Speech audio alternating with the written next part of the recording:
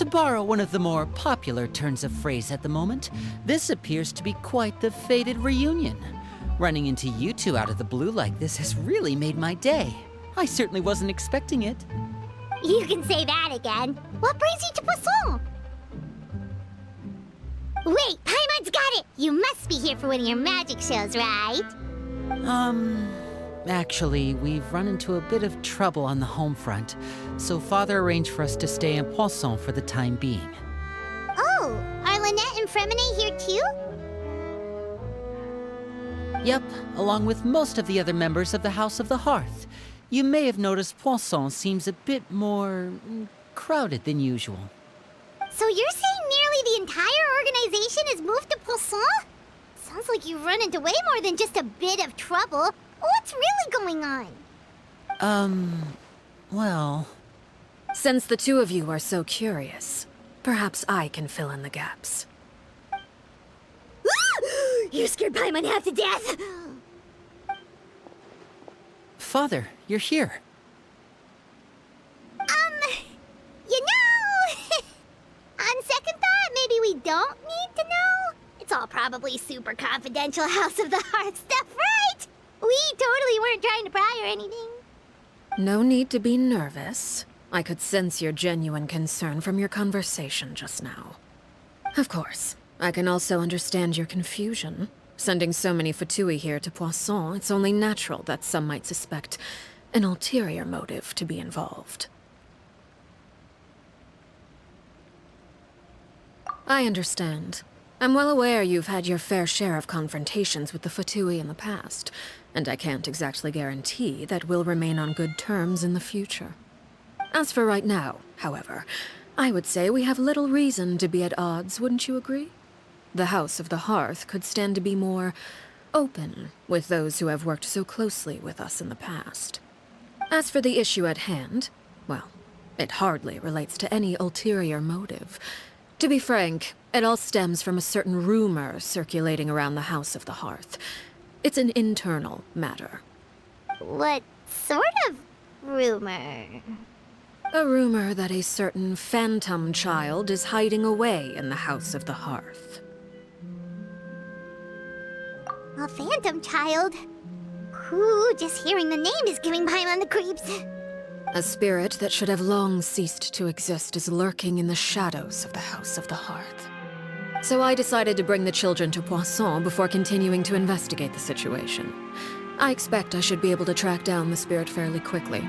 After that, it's just a matter of resolving the situation, if you will. It shouldn't be much trouble at all. If you're curious, or if you still have some concerns, it might be advisable to stick around for a few days. I'm sure the children would be exceedingly pleased to welcome some visitors. Lenny, I'll leave you to entertain our guests. I have some matters to attend to. Of course, Father.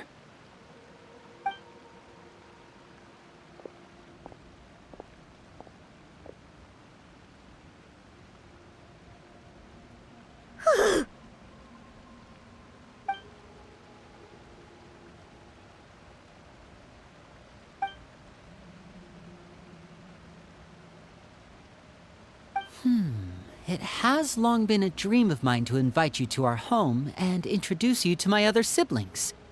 You're quite well known in the organization already. A lot of people have been talking about you, especially after everything with the prophecy. If you're willing, why don't you stay a while and have a little chat with us? Alright. We don't have anything else to do right now anyway.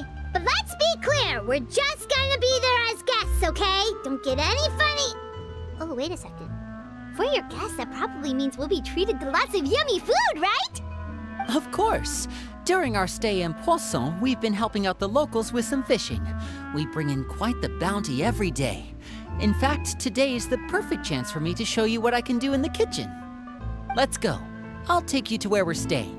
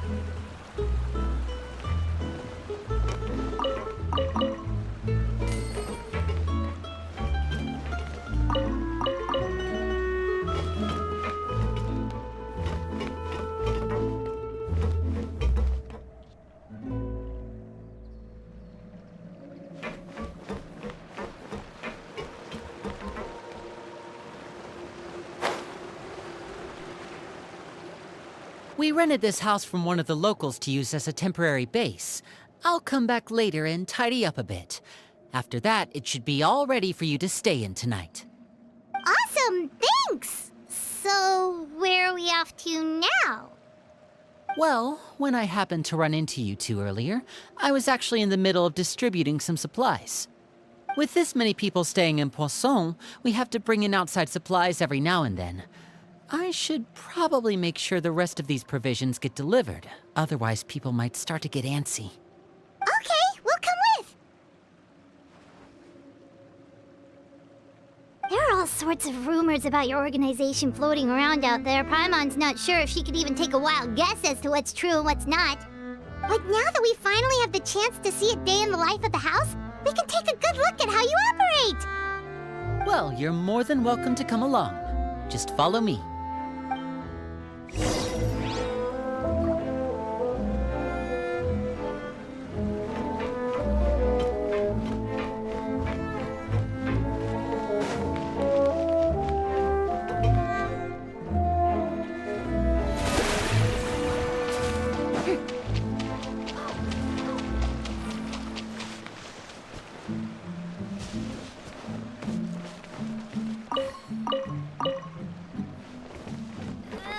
Come on!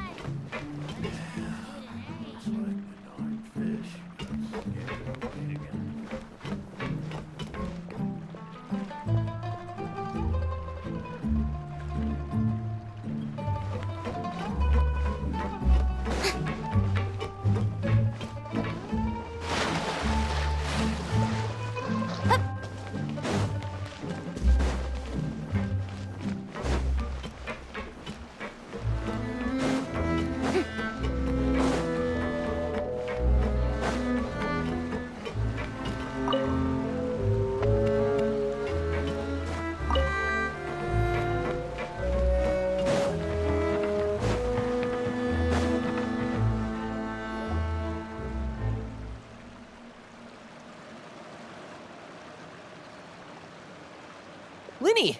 You're finally here. The supplies. I'm assuming you've... Brought them with me? Yep, here you go.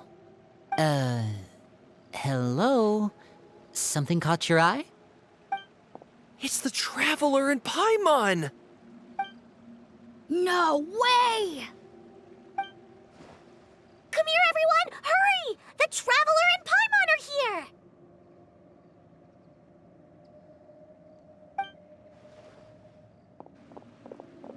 One at a time, please. Don't crowd around them all at once.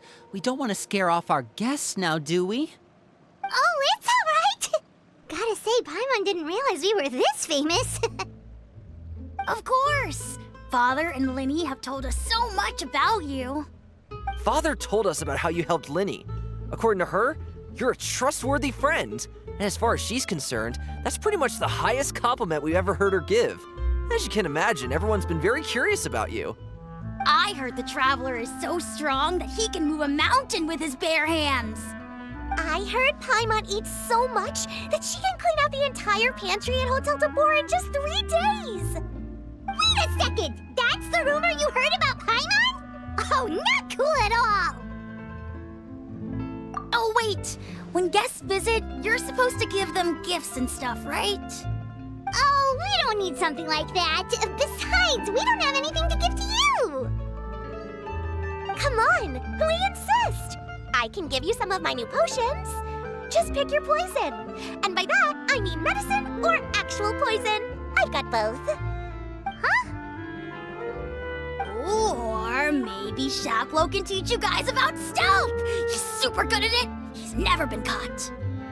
Ah, now that's not a bad idea. I know you usually prefer to fight head-on, but it never hurts to expand your bag of tricks, right? When it comes to eliminating your enemies, staying quiet can go a long way. Trust me, I would know. I was poisoned not too long ago, and I'm still dealing with the after effects. So I'm not quite as good as I was before, but I can still give you some pointers. Wait, when you said gifts, Paimon didn't think you meant poison and stealth tactics. But those are the best things we can give you. You don't like them? Ooh, how about this? Tell me the name of someone who really annoys you, and we'll teach him a lesson for you. All right, Folt, Selwar. I think that's enough suggestions for now. When it comes to being a good host, it's the thought that counts. You don't need a physical gift to make our guests happy. In fact, pestering them with suggestion after suggestion might make them more annoyed than anything. I would say your enthusiasm has certainly gotten across. Really? Awesome! It's been so long since we've had guests to play with. If there's anything you need, just let us know. Yeah, especially if it's poison or something. I've got all sorts of potions for that. Well, we'll talk to you all later. We've still got supplies to distribute. All right, see you later.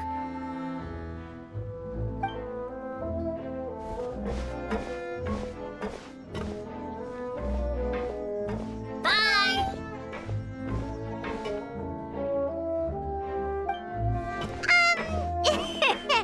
Winnie, about all that poison and stealth tactics talk just now. Scared you, did it? That kind of talk comes with being part of the House of the Hearth. When Foltz was really young, he strangled all of his family pets, just out of curiosity. He was labeled a dangerous problem child and was abandoned by his family. Elwar has an unnatural obsession with potions. Father has forbidden her from trying all the different concoctions she comes up with, but she still tries to test them in secret. You really have to keep an eye on that one. Chaplot is around my age. While I'm mainly responsible for collecting intelligence, he handles surveillance. He's very passionate about his work and has no reservations about taking on some very difficult missions. I know you two probably aren't used to that kind of talk, but I can promise you they only had the best of intentions. Things like stealth tactics and developing different poisons, they really mean a lot to them. They were just trying to share the best of what they could offer, that's all.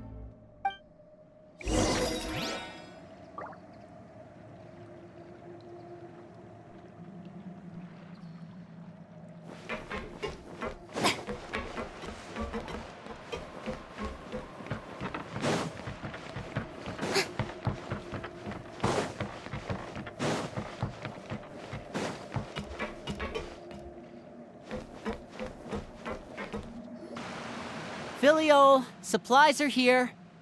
Thanks. And who are these two? Outsiders?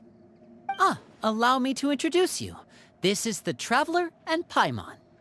Oh, you're the famous duo I've been hearing so much about. It's nice to meet you. I heard you've traveled to all sorts of places. Is that true? Of course! We're making our way all across to that! Oh, good for you. You must be pretty familiar with Fontaine by now, then. Have you seen the new opera that started running recently? I think it's called... The 4,000 Thieves? Oh, this is the first we've heard of it.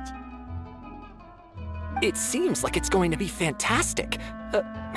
From what I've been able to tell from the posters, anyway. You should definitely check it out if you have the time. Oh, and there's The Blind Maiden, too. That one is supposed to have audience interaction. Seems pretty interesting. After this mission is over, I think I'll go get a manicure. Oh, maybe I should dye my hair. Wonder how much it'll cost. Is it just Paimon, or do these two seem much easier to get along with than the others? Looks like the House of the Hearth has some normal members after all. I heard that. Oops. I'm guessing you're referring to Foltz and the others?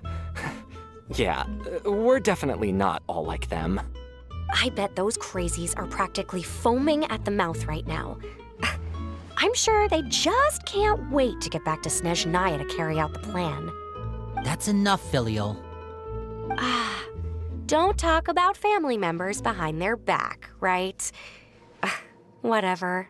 Let's go. Guess this is goodbye then. If you ever have some time, we should go see the opera together.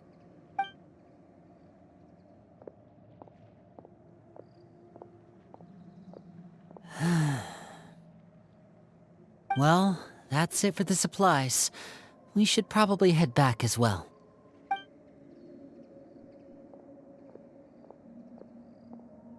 Well, they didn't seem too happy with each other. Seems like there could be something more going on here. You're right. We're only here as guests after all. Oh, Linny's getting super far ahead. Come on, let's catch up.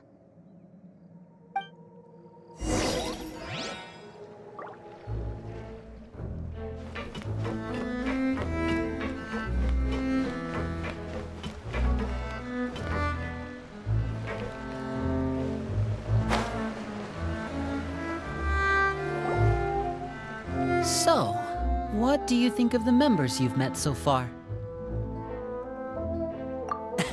Well, Father is always encouraging us to be strong-willed and independent. So if there's one thing we've got, it's people who aren't afraid to speak their mind. Well, I should probably get cooking. Wanna join? Of course! Then let's head out. Huh? Fremine, what are you doing here? Well, Hey, nice to see you again! you too. I heard you're here as guests of House of the Hearth. Welcome. We were just going to make some food. Why don't you come along? I could use some help in the kitchen, and I seem to remember you mentioning you wanted to make seafood soup for the traveler in Paimon. Seafood soup? Oh, Paimon's drooling already. Were you looking for something just now, Fremine? Maybe I can help. It's nothing. I just wanted to see if there were any extra supplies. Yeah, we've got some left over. What do you need? Some food and water, and some clean cloth, if possible. No problem. Give me a second here. Food, water... Wait a minute. What do you need all of those for? You're not on any missions as far as I'm aware, and you were just going to come eat with us. So what's this all about? I thought I'd grab an extra portion because I get hungry at night. Could be because I'm growing, you know, and... Fremine, you remember what I told you? You're not like me. Your lying skills still need some work. Tell me what's going on. Is it really bad enough that you have to keep it from your own brother? Maybe it'll be better if we gave them some space.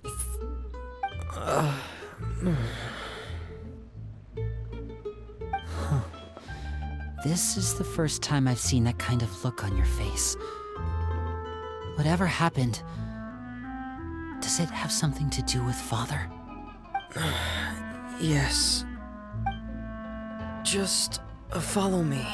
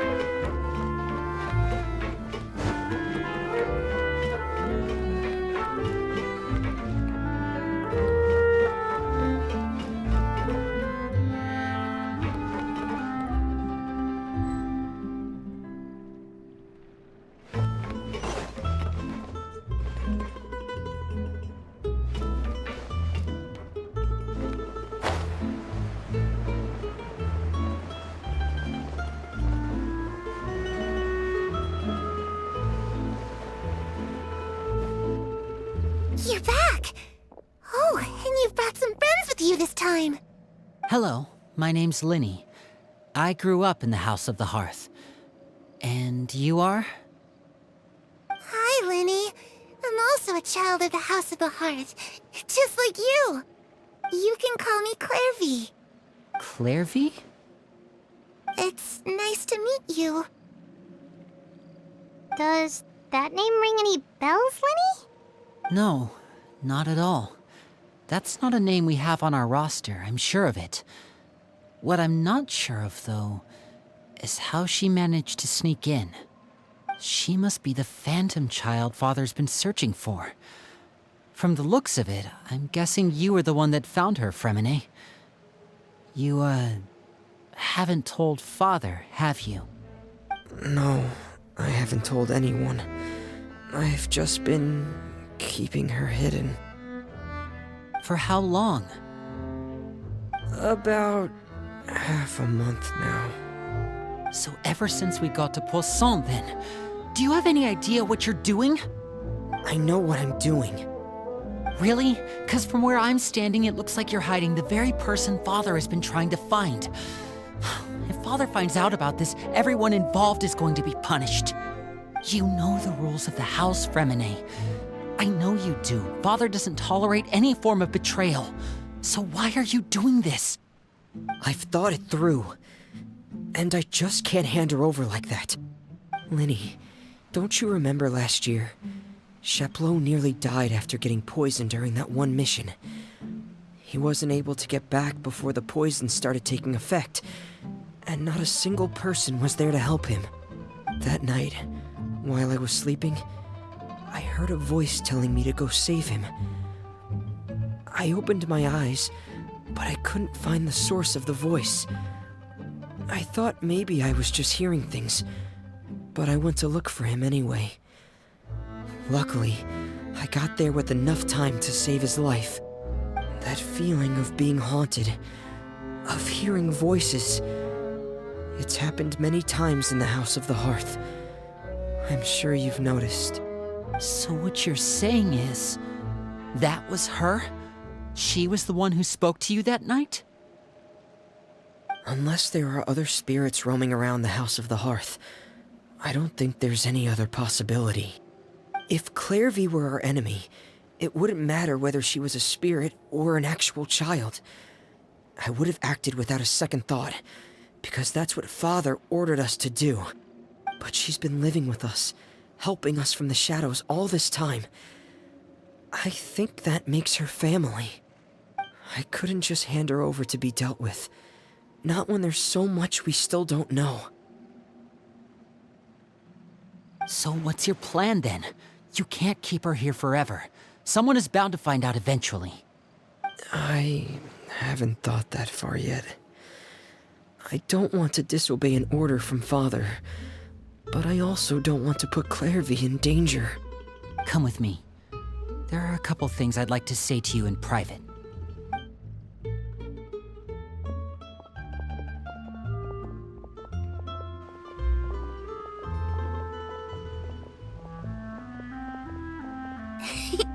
Those two sure care a lot about each other. Well, they got a funny way of showing it. From where Paimon was floating, it sure seemed like they were about to bite each other's heads off. No way! They have a really deep bond. I could tell right away, because I also have a friend like that. I just don't know how long that kind of bond can last. The darkness in the house runs deeper than you can imagine. No one can get out alive. I'm sorry, Linny. I really didn't mean to drag anyone else into this. Oh really? You didn't mean to? 'Cause I for one wish you did. Huh? What do you mean? You know, when we were younger, you didn't call me Linny. You called me brother, just like Lynette. We grew up together, the three of us. We were all orphans, all rescued by Father. Of all the siblings in the House of the Hearth, I think our bond was the closest. Later on, when you started calling me Linny, I wasn't actually surprised. After all, Lynette and I are related by blood. We've had to depend on each other to survive long before we joined the house. Linny, The darkest and most difficult moments of my life happened before you and I had ever met. I'm sure that's true for you as well. Even so, Fremine, we've stood by each other for all these years now, and to me, that means more than blood. You and Lynette are the most important people in my life. No one can replace you. So I won't let you face anything alone. Not if I can help it. Oh, looks like things are getting kinda heated between Linny and Fremine. Maybe we should go check on them. Oh, it's raining. I should put my clothes away.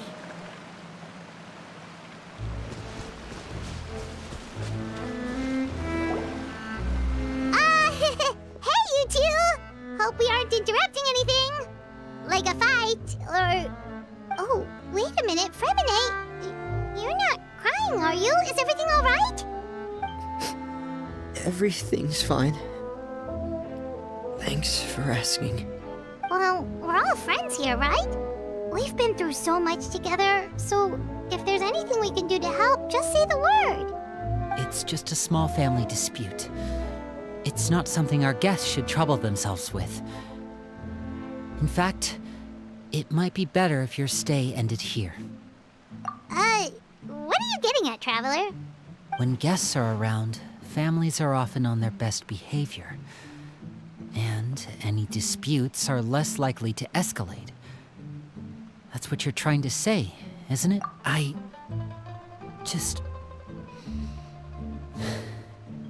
Thank you.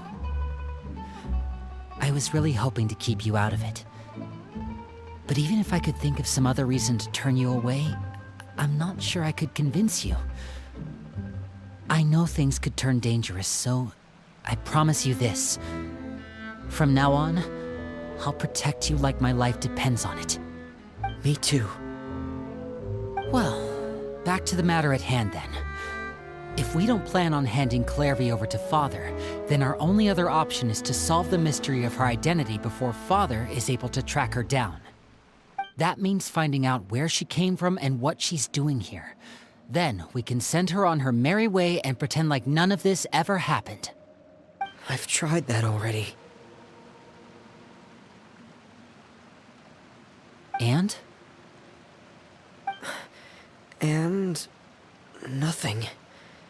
I tried taking her somewhere really far away, but... after some time, she just reappeared. She even came with us all the way to Poisson. It seems like wherever the house is, she follows. I don't know much about spirits. Do you two have any ideas? Let's see here. Paimon remembers hearing something like, if you fulfill a spirit's last wish before they died, they'll let go of whatever's keeping them here and return to the ley lines. Oh, it's just that Paimon doesn't really remember where she heard that, so it's not guaranteed to work or anything. Well, sounds like it's worth a shot. Guess that means we should go ask her about her wish. But first, Fremine, I need you to promise me something. What is it? I need you to promise me that this will stay between the two of us. We're the masterminds behind this whole thing. No one else gets involved. Can you do that for me? Of course. I promise. All right.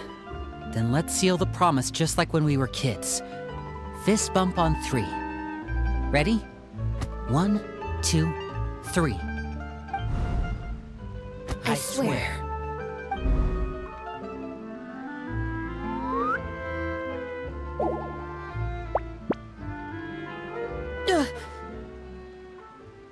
Whoa! Lynette! But what a surprise! What brings you here, dear sister? And, when exactly did you get here?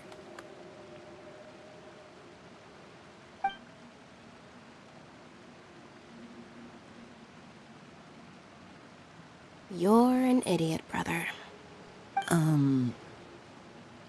And you too, Fremine.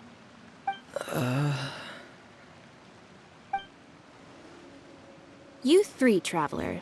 And you 4, Paimon. Wait, what did we do?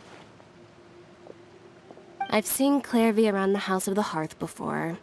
I hadn't seen her in Poisson, so I figured she must not have come with us. But it turns out you were just hiding her. I heard you talking about your plan. Rather than steering clear of the situation, I'd rather fully join in.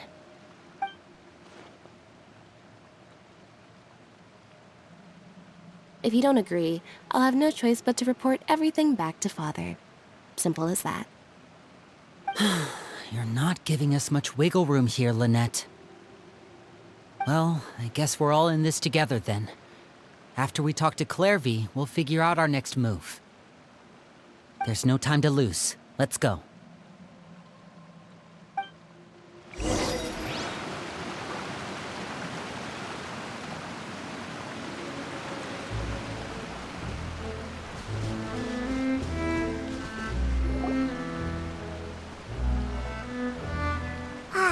I'm full. Thank you for bringing me this food, you guys. She said she's full, but the food doesn't look like it's even been touched. That's right.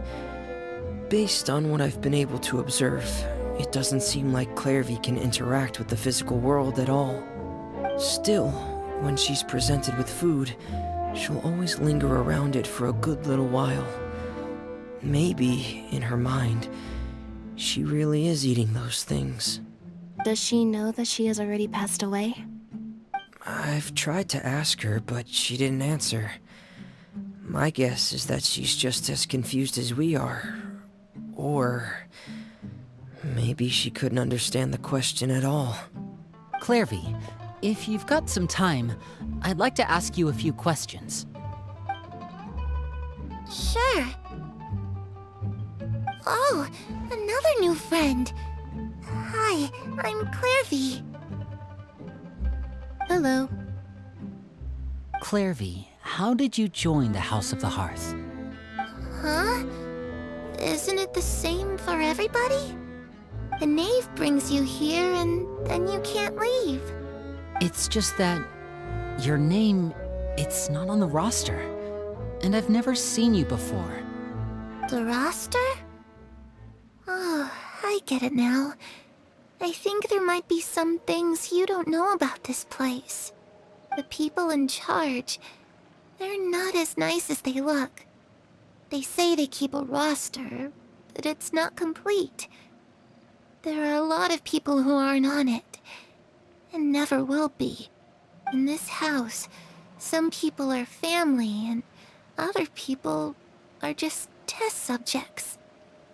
Those kinds of people aren't ever going to get a place on the roster, unless it's the roster of people who've been executed. Wait, does that mean the knave... She... Is there anyone that can vouch for you? Perry, she's my best friend. She's the only one I trust in this place. Have either of you heard of that name before? No. Me neither. Clairvy, Perry. Neither of those names are on the roster.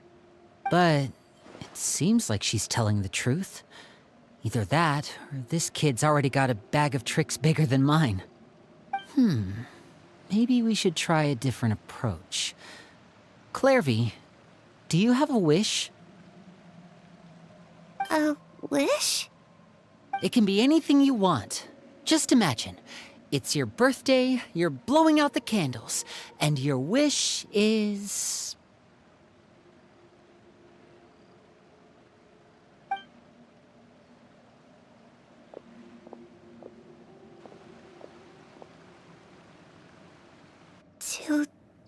To go outside, where the sun can find me.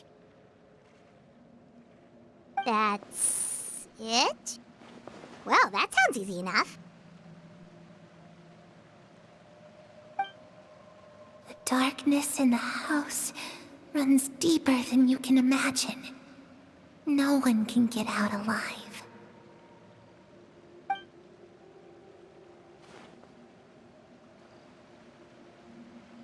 Okay, time to divide and conquer. Listen up, I've got a plan. I'll try and find a way to use basic illusory magic to take Clairvy outside and bring her somewhere with sunlight. Lynette, try and find the list of executions that Clairvy was talking about, and see if her name is on it. Fremine, you stay in Poisson. We can't be the only ones who've had run-ins with Clairvy. I need you to collect intel on everything she's said and done. Understood. I'll try my best. What about us? What should we do? I really appreciate your willingness to help, but this is a family matter. I don't want to drag you in too deep. It's too risky. Let me think. Since Father considers you to be guests, maybe you could stick by her side for a little while. You don't need to do anything except keep up some nice, casual conversation. Ah, Paimon gets it. You want us to distract her. I'll give you a magic bird. If Father suspects something, all you need to do is release it when she's not looking, and it'll alert me that something's wrong. Of course, that's only as a last resort. If Father doesn't seem to notice us, there's no need to make contact. We'll reconvene here tonight after all's said and done. If the worst-case scenario happens and we're discovered, just tell Father everything. We're not going to let our guests get punished for our own actions. That's where we draw the line. You too. Okay, this is where we part. Father should be at the beach nearby.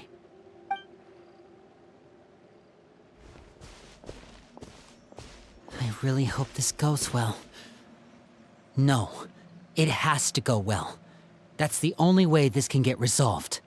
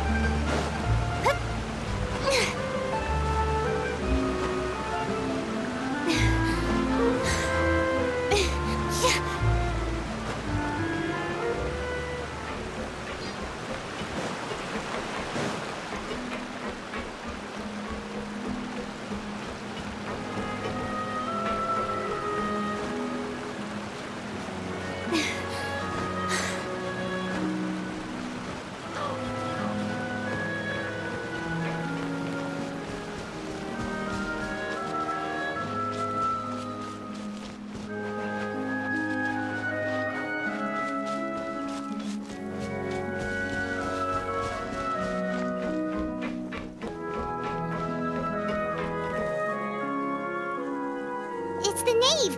And... child! Hey, aren't you supposed to be in Snezhnaya recuperating? What are you still doing in Fontaine?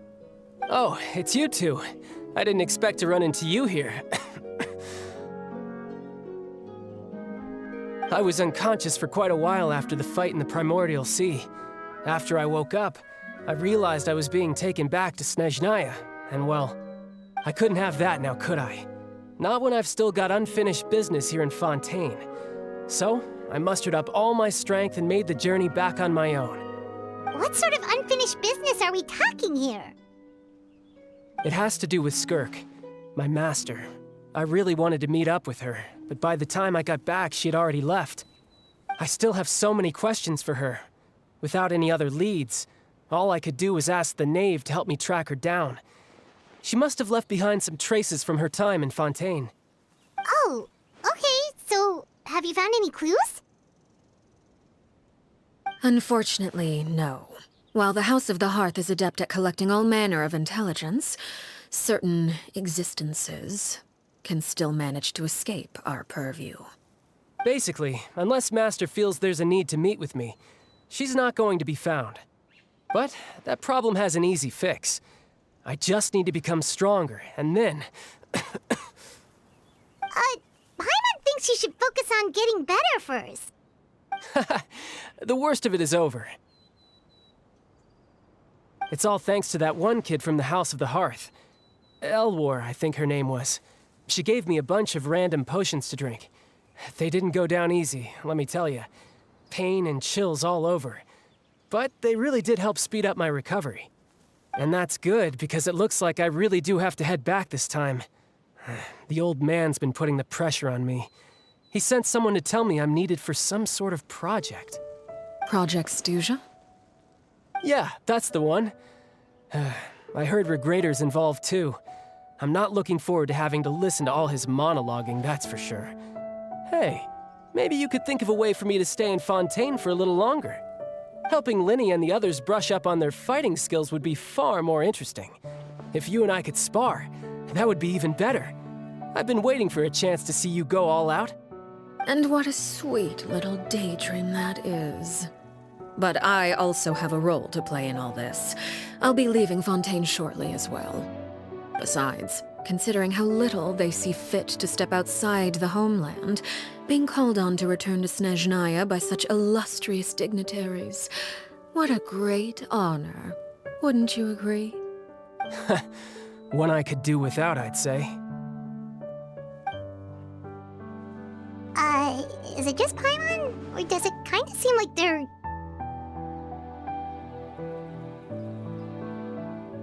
So, dear guests of the House of the Hearth, to what do I owe the visit?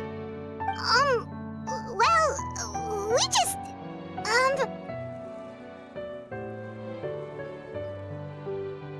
Right! We're super close to Linny and the others, but we still don't know much about you! Is that so? Introductions have already been made, have they not? Oh, well, you see? There's only so much you can learn about someone from a short introduction. At least tell us something a little extra, like... Why do you call yourself father? Huh, good question. I'd also like to know. The fact that you have to ask tells me our intelligence work has been quite successful. Telling you the answer to that question would only serve to undermine that success. And we can't have that, now can we? Spoken like a true diplomat. That was some expert sidestepping right there. Well, if there's nothing else, I think I'll take my leave. I still have a small matter to resolve at home. Wait, don't go!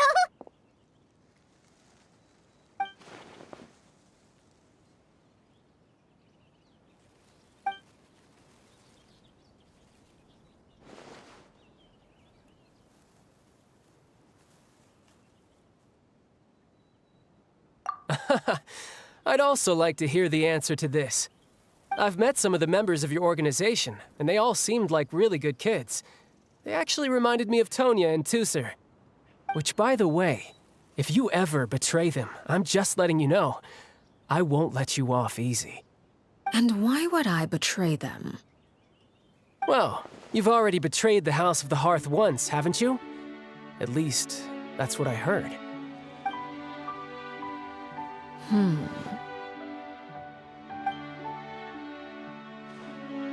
Okay, I admit.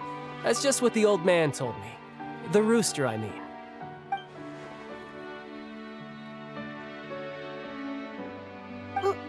Wait, did you really do something bad to those kids? Never mind what I've done. I'm more curious as to what the mighty rooster had to say. Care to enlighten me? Ah, well, nothing much. Just some stuff about you taking out many other members of the House of the Hearth, and even going so far to attack your own family. I see. Oh, based on your reaction, I'm guessing it's all a bunch of lies. Hardly. I don't appreciate his particular turns of phrase, but I suppose he didn't say anything untrue. Although, it would be more accurate to say that there is a certain level of prejudice involved, but I don't intend to clear that up just yet. Prejudice has a funny way of concealing the real truth behind certain things, an attribute that I find to be quite advantageous. Call yourself a Fontanian, for example, and people will assume all sorts of things, when the real truth is that this is simply the land where I was raised. Huh? You're not actually from Fontaine? But then why did you try to help out with the prophecy and everything? I was trying to protect the children born in Fontaine. Claiming that I myself was a Fontanian simply made it easier to operate. People would hardly suspect a fellow Fontanian of having any ulterior motives. Who wouldn't want to save their homeland, after all? The primordial sea wouldn't have any effect on me, but it would have caused great harm to the House of the Hearth. Well, you wanted extra information, didn't you? There you go. I hope that satisfied your curiosity.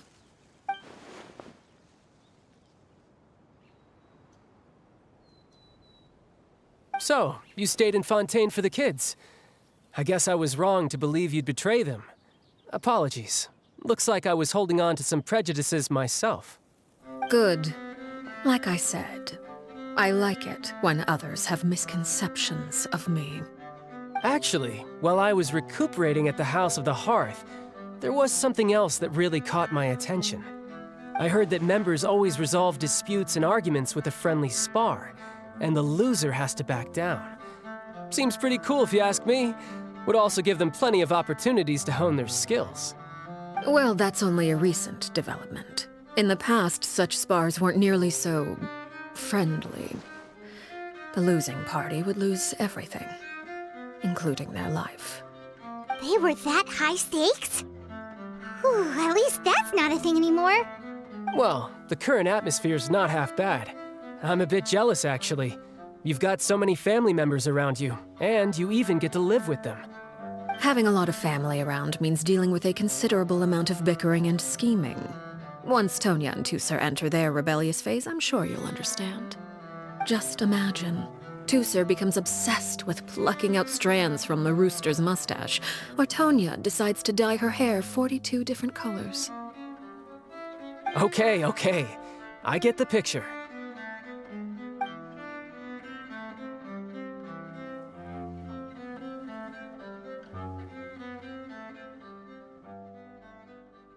Well, would you look at the time?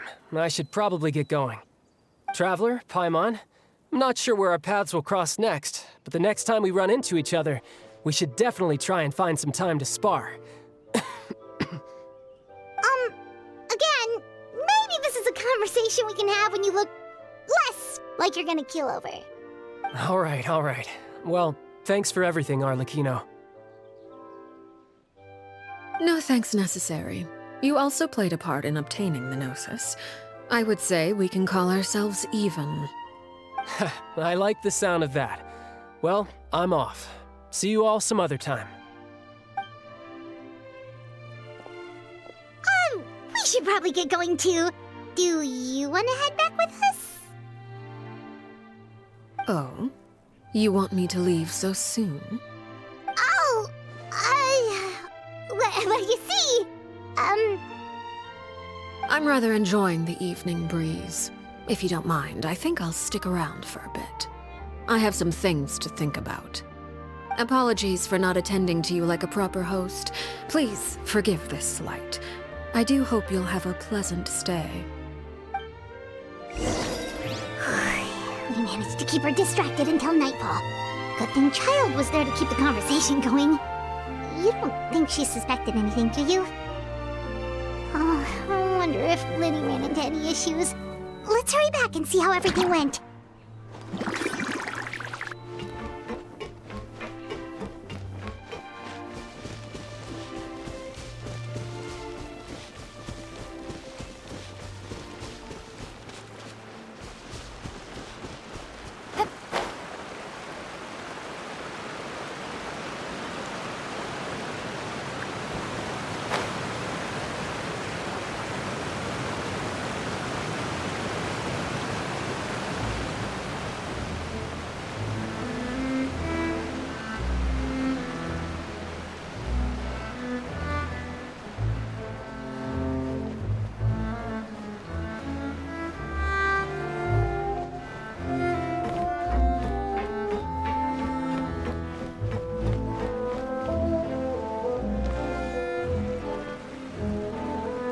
Lenny, how did everything go? Well, long story short, we ran into a small issue. Clairvy can't go into the sunlight. Everything was fine at first. She followed me up to the surface just like I told her.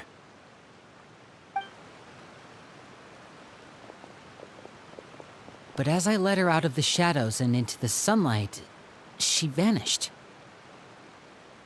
I turned around and there she was, standing at the edge of the shadows, silently watching me. Huh. Maybe she's afraid of sunlight, or... No, it wouldn't be her wish if that were the case. Well, we could always try pushing her into it. Oh, true. I've pretty much tried it all already. Nothing worked. Eventually, the sun went down, so all I could do was bring her back here. How did it go with you, Lynette? Good. I've got the list. It's right here. Really? Well, what are we waiting for? Let's take a look!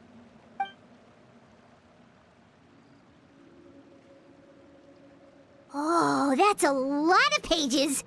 Oh, it's gonna take forever to get through it all. We can each take a section. Here. La Pouillade, l'endroit, Chambel, horaire.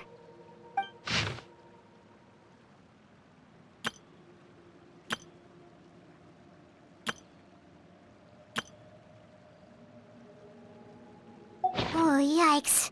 That horaire guy has a huge scar on his face. He's kinda giving Paimon the creeps. Ah, I've met him before. The scar is from an injury he received during a mission. I still remember him joking with me about it. He said any future lover would take one look at him and then lose all interest. Did he say anything else? Well, I asked if there was someone he was interested in. He said no, and that's where our conversation ended. It was only later that I learned he really did have someone he liked. He risked everything to escape so he could be with her, but it didn't work. One day, Father asked to see him, and, well, I never saw him again after that. Wait, so that means the knave, she... It may seem cruel, but it's just one of the rules of the house. Betrayal is not to be taken lightly. We know too many secrets to come and go as we please. So, if you do try to leave, you pay with your life.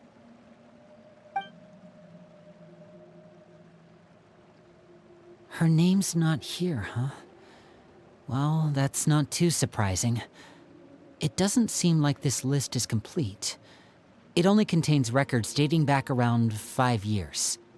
Let's shift our attention then. Fremine, were you able to find anything out? Fremine. Sorry. I was thinking about something. I managed to talk to quite a few people, but I couldn't help but notice that the atmosphere in the house was a little... strange. Strange? Yeah, I mean, I know there have been arguments in the past, times when people haven't gotten along. Chaplot and Filiol are a good example of that. Oh, those are two of the people that we met while delivering supplies. Paimon can see how they might not get along. They had very different vibes, and their, interests seem to be pretty different as well. That's to be expected, actually. Father brought us all here, shared her knowledge with us, taught us how to fight. That's one thing we all share. But that's also where the similarities end. Not all of us feel the same desire to stay here. As members of the House of the Hearth, we're also considered part of the Fatui. And to a lot of people, that's an identity they never asked for. Certain members get older and realize they want something else for themselves. But considering the rules of the house, most people would never say that out loud. People like Chaplot and Foltz are loyal to Father and her vision. They're proud to be part of the Fatui. Filial and Nantoy, on the other hand, well, they aren't quite as enthusiastic. These kinds of conflicts have always been there. It's not like Father is in the dark about any of this. Well, that's true. But it just feels like things have gotten worse lately. Filial and the others, it seemed like they were meeting in secret to talk about something. I can't say for sure, but I think they've met Clairvy. You think she's been inciting them to act out? No, not exactly. But I wouldn't be surprised if she said something to them about the darkness in the house and how deep it runs. She's told me about it before. Experiments being run on children. People being used as pawns on the battlefield without so much as the strength to survive. And they just believed all that? Without any evidence? Clairvy's words probably gave them the excuse they were looking for. Whether they actually believe them to be true is secondary. This is all because of Project Stuja, isn't it? Whoa. Hold on a second. What's this Project Stuja all about, huh? This is the second time it's come up now. Sorry, but I'm not sure of the details either. I only know what Father has told us, which is that it's something the Rooster and Regrator have been working on together. Apparently, it has to do with the Fatui's strategic plan for the future.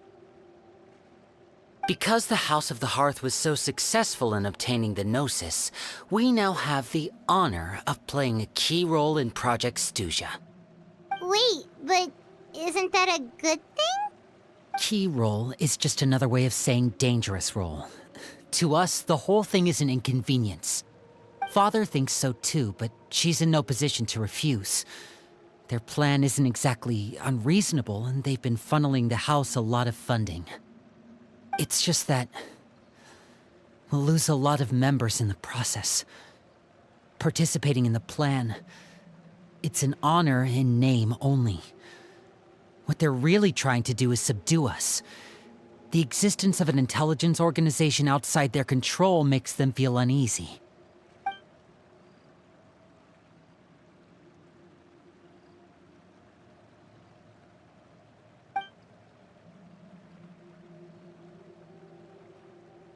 Okay, super complicated top secret Fatui business aside, what does all of this have to do with the conflicts you were talking about earlier? Paimon doesn't get the connection. External pressure has a way of exacerbating internal strife. You can't overlook the power of fear either. People are afraid of dying, and that fear is often the impetus for a lot of stupid decisions. I thought resolving the Clairvy situation would make everything go back to normal, but it looks like things are more complicated than I thought. If we leave Filial and the others to their own devices, sooner or later, Father will be forced to take action. We can only focus on one situation at a time, brother. You're right. Even if we confront Filial and the others, it won't do any good. It might even make matters worse. We should focus on Clairvy for now. Well, it's getting late. We should head back and get some rest. We'll try again first thing tomorrow. Lynette, you stick with me this time. Fremine, keep a close eye on Filial and the others. Make sure they don't do anything they'll regret. Good work today, everyone. Have a good night, and I'll see you tomorrow.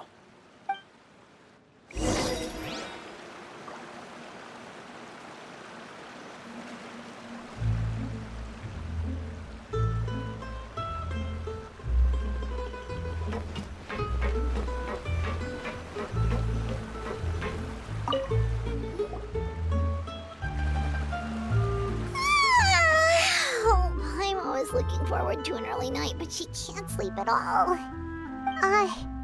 Hey, you don't think the Knave will be too angry with Linny and everyone if she finds out about all this, do you? She's even scary when she smiles. If she were to actually get angry... Ooh, you have to protect Paimon if that happens, okay, Traveler?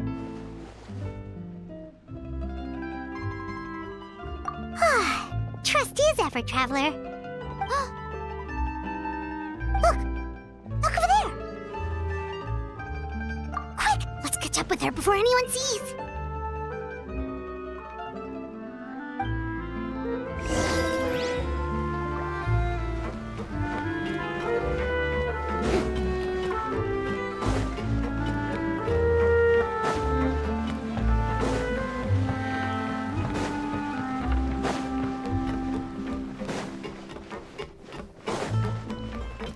Over there!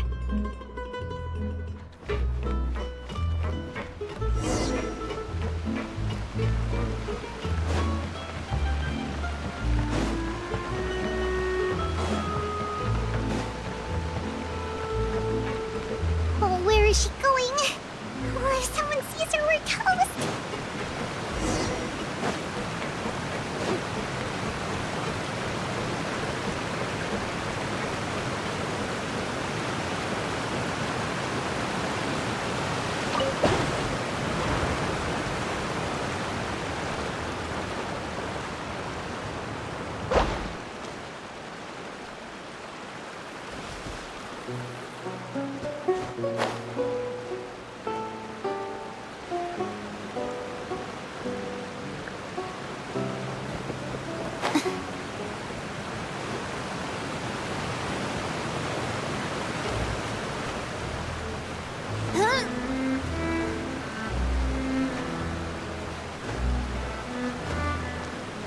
Oh, look!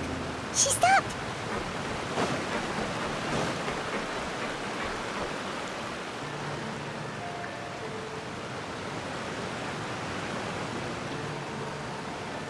Clairvy! Shh. I opened the window while no one was looking. Look how pretty the outside is. If only I could have more than this. You probably think I'm being silly, huh? All this hopeless resisting. It's better to dream of what I could have than try to make it a reality, right? Please, help us get on the same page here, Clary. We need you to tell us what you know. Can you do that? Sure. Although, after you hear all this, I think you might regret that decision. Everyone in this family is nothing more than a tool. Something to be used and exploited. We're all expendable. Including me. As long as you're useful, you get to stick around. Lose your value. You're handed over to the doctor, experimented on, and given a fate worse than death. I've seen it happen again and again, and I've had enough. You're saying the knave did all that? It's just, that doesn't seem like something she would do. She's scary and all, but it seems like even she has lines she wouldn't cross. I knew you wouldn't believe me. Everyone thinks she's a good person. They all think of her like a real mother. Mother? But she doesn't deserve that title. She's disgraced it and tarnished it. And if I had things my way, I'd never see her again. If only Perry were here, she'd understand. Perry. There's that name again. Also, Paimon's getting a strange feeling. It almost feels like she's not really here with us. Paimon can't tell if she's actually talking to us or if she's mistaken us for someone else. Well, in any case, it seems like she really needs someone to talk to. We should keep her company for a little longer. She looks so young. But it seems like she's been through a lot. It's getting windy. I should close the window. Ooh, look at the moon. Isn't it pretty? Hey, wanna hear a secret? I heard that if you look up at the night sky in Snezhnaya, you can see the aurora. It's supposed to be super pretty. Even prettier than the moon tonight. Harry and I promised each other that once we're older, we're gonna go see it together. But I can't find her. I'm worried she's also been... No, that wouldn't happen to her. She's special. Mother likes her a lot. I should really go talk to Mother, but we just fought. She doesn't want to see me, and I'm too scared to face her. What should I do?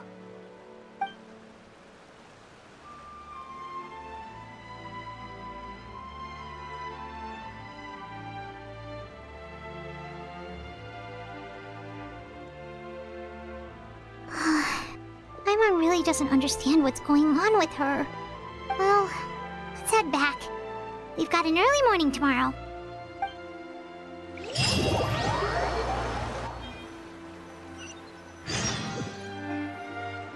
All right, looks like we're all here. Let's go ahead with the plan. Oh? What is it? What makes you ask that? Well, we kinda ran into Clairvy last night, and that's what she told us. We met the doctor back in Sumeru. He's super dangerous, and he's done all sorts of bad things. It's possible that Father and the Doctor have had certain dealings, but I don't think Father would work with him. We're not really on the same side, so there's not a lot of trust between them. That doesn't exactly set the stage for a successful partnership. I did hear, though, that when Father first became a Harbinger, the Doctor offered to work with the House of the Hearth. Father rejected most of his proposals, except for one. It had to do with some sort of secret experiment. Secret experiment? Could that be what Clairvy was talking about? I don't think so. I don't know any details about the experiment itself, but I do know it's an entirely independent operation. The Doctor only proposed a direction for the research. That was the extent of his involvement. I still don't think that counts as working together. The details of the experiment are confidential, but complete records are kept on all participants. That doesn't seem to be the case with the situation Clairvy referred to. I know you don't agree with some of the Fatui's methods, and I'm not asking you to. But I am asking you to trust us on this. The House of the Hearth has its own principles. There are certain lines we're not willing to cross. Alright, that's good to hear at least. Clairvy seems to think the Knave and the Doctor worked together to do something horrible. If that turned out to be true, Paimon doesn't know how he would even face you guys. It's just that it doesn't seem like Clairvy is lying either. The easiest thing to do would be just ask the Knave directly, but Paimon doesn't think she'd tell us. Father didn't come back last night. She's probably still near the shore. We'll be counting on you to distract her. Lynette, you're with me. Fremine, you know what to do. Be on your guard, everyone. All right, let's get to it.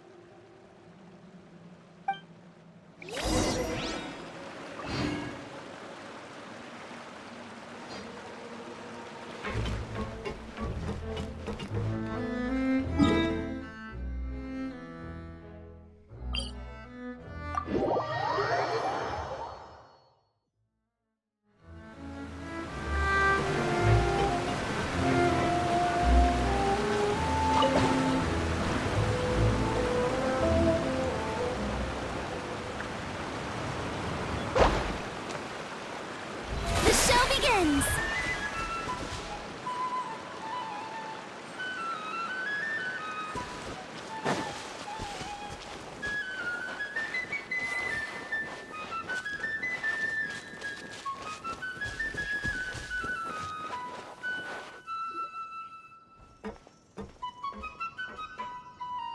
Ah, it's you two again.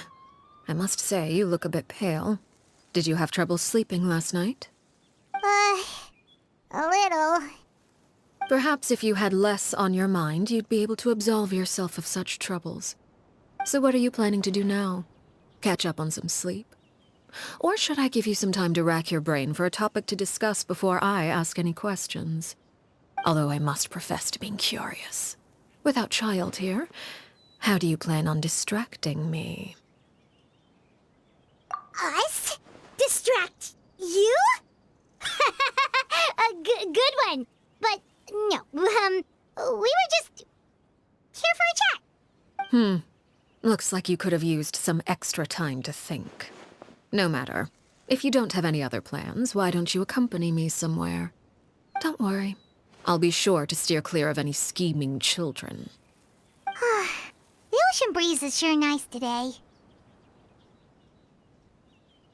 Children always think they can hide things from the grown-ups. But nothing gets past me. Least of all a little scheming. I think I'll let them have at it for a little longer. I can be very patient. Well, I'll leave you to think things over. If you're so inclined, meet me outside the Palais Mermonia. Good things come to children who do as they're told. So I do hope you decide to tag along. If only for your friends' sakes. What should we do? She clearly knows about everything we've been doing, and Paimon doesn't think it'd be a stretch to say she would.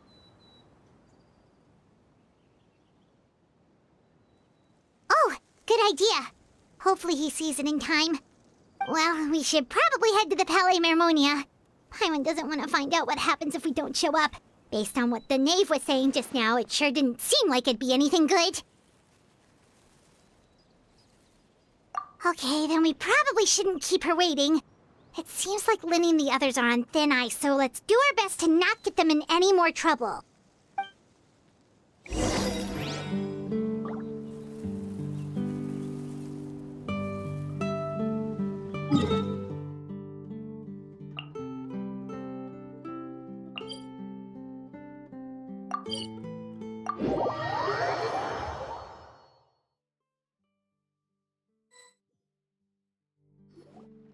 Seeing as we still have some time before my meeting, we might as well enjoy some pleasant conversation while we wait.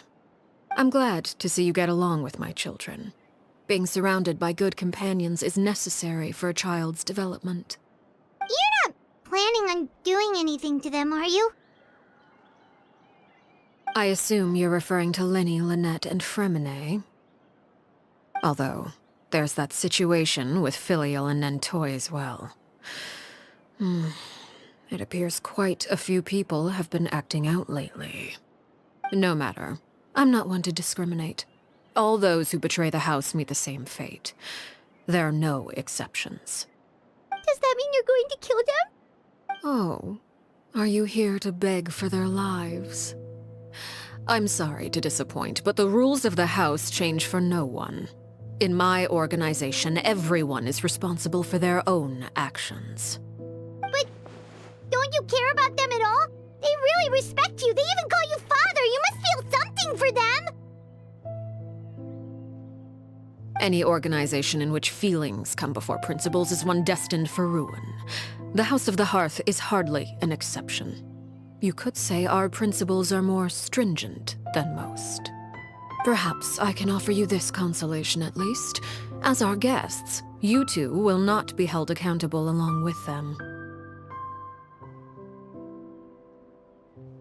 I would imagine Linny, Lynette, and Fremine will be able to keep their lives.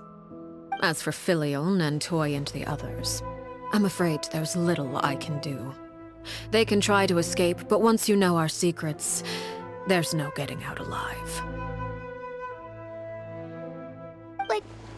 But that's awful. Ah, you seem concerned. Out of consideration for my guests, I suppose I could turn a blind eye for a little longer. If Linny and the others manage to dispose of Claire V in the meantime, all evidence of their wrongdoing will be lost.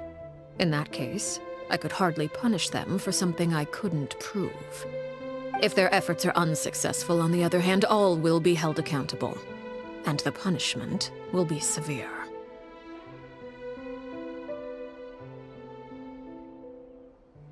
Of course. Oh, and here, I believe this belongs to you. Do try and keep better track of it next time. It takes a considerable amount of time to train a bird like this. It would be such a pity if you were to lose it. Permanently. Wait, where did you get that? Well, I'm afraid that's all the time we have to chat. Now, for the matter at hand. I asked you to meet me here because I have business at the Palais Mermonia. It has nothing to do with you, but I think it would be prudent for you to stick by my side for the time being. There will always be time later to run off and tell Linny what you've learned. Well, time to go. Looks like we wrapped things up just in time.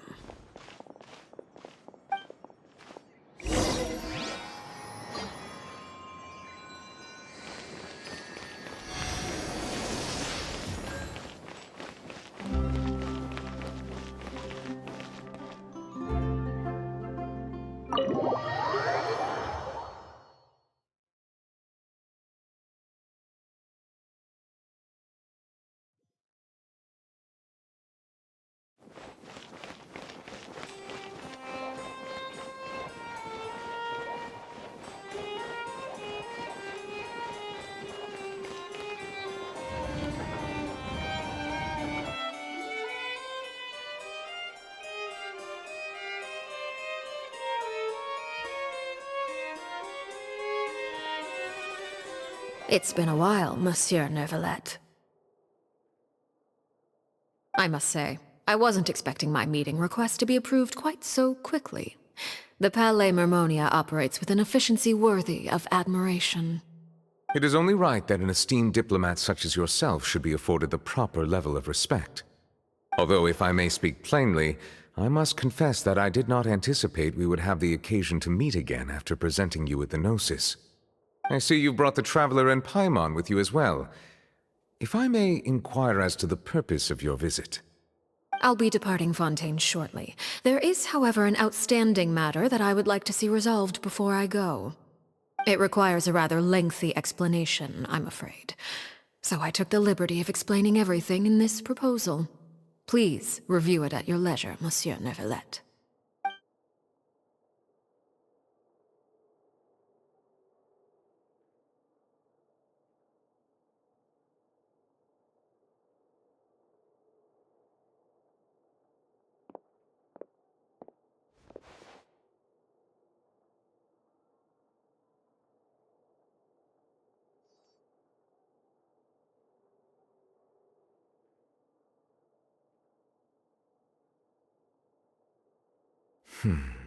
I understand your request. However, at the risk of causing offense, I must admit that I fail to see why you would wish for such a thing. I heard you have a certain fondness for water tasting, Monsieur Neuvillette, so allow me to use water as an analogy. A family is like a large body of water with countless rivers flowing in and out. As someone who watches over this system, I would hope that each river that flows from the source will eventually reach the ocean. Of course, objectively speaking, I know this is impossible. Most of the rivers will dry up along the way, disappearing into the ground and leaving nothing but a barren riverbed behind. Not all rivers are destined to reach the ocean, but I would not see their existence rendered meaningless. I believe the water that flows within them is simply meant for a different destination, like a field in need of irrigation. Or perhaps the glass of a certain water-tasting enthusiast. Did you get any of that, Traveler? Your words paint an optimistic picture indeed. Allow me to remind you, however, few among us are willing to sip from a glass filled with tainted water. It may have been tainted at one point in time, but not to worry. I'll make sure it's strained of all impurities and returned to its cleanest form.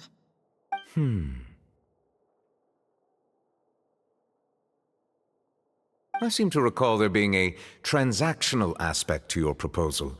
Perhaps you could expound on that? If you accept my proposal, Monsieur Neuvillette, I will gradually withdraw my forces from Fontaine. And, unless absolutely necessary, I will no longer carry out any special missions within Fontaine. I presume I can take your words to mean that, in the future, cases similar to the Tartuffe assassination will cease to cross my desk? Tartuffe? Ah, that thief who embezzled funds from all those charities, you mean? My deepest condolences to his family, but without any evidence, I cannot imagine how the House of the Hearth might have been involved in his passing. Of course, if you accept my proposal, Monsieur Neuvillette, I'm sure certain measures could be taken to reduce the frequency of such troubles. You choose your words carefully indeed. In that case, I am inclined to accept your proposal.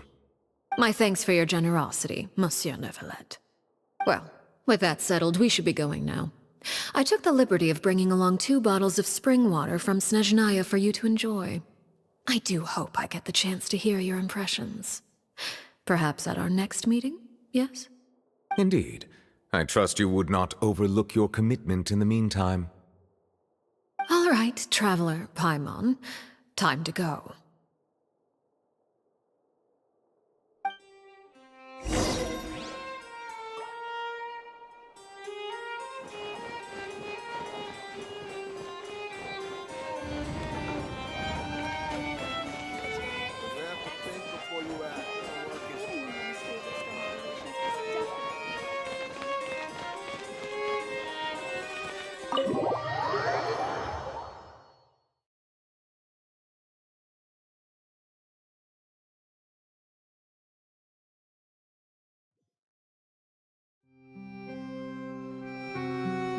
So, what exactly were you talking about back there? Paimon only heard you mention some rivers, a large body of water, and then some kind of irrigation scheme. You really want to know? I would imagine there might be more pressing concerns at the moment. Winnie, Paimon really hopes everything's going okay. Oh, Paimon recognizes that look. You've got your thinking cap on, don't you, Traveler?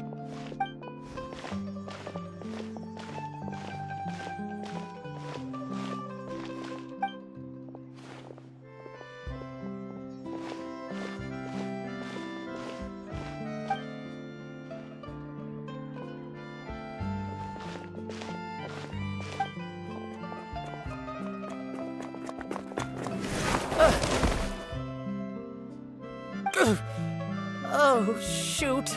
Are you alright? Oh, jeez. I'm so sorry. I was so focused on selling these papers, I wasn't looking where I was going. Well, let me make it up to you at least. Here, take this paper. On the house.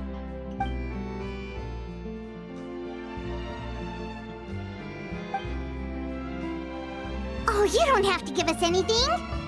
Please, I want to. It's not like I'm short on supply.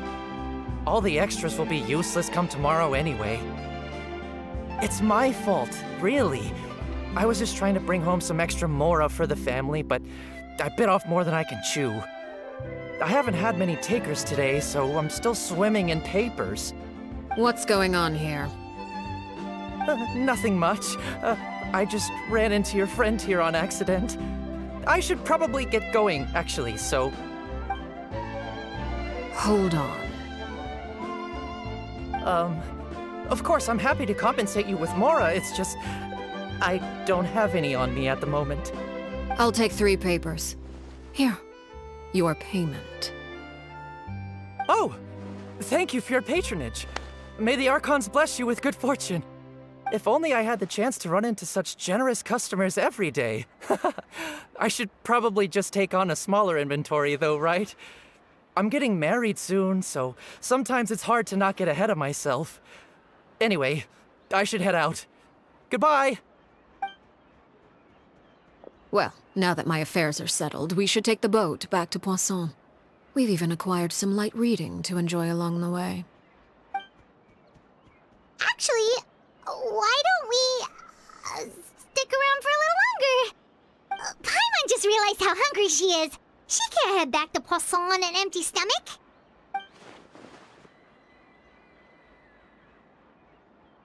It appears you two are under the impression that delaying our return will somehow alter the situation in your favor.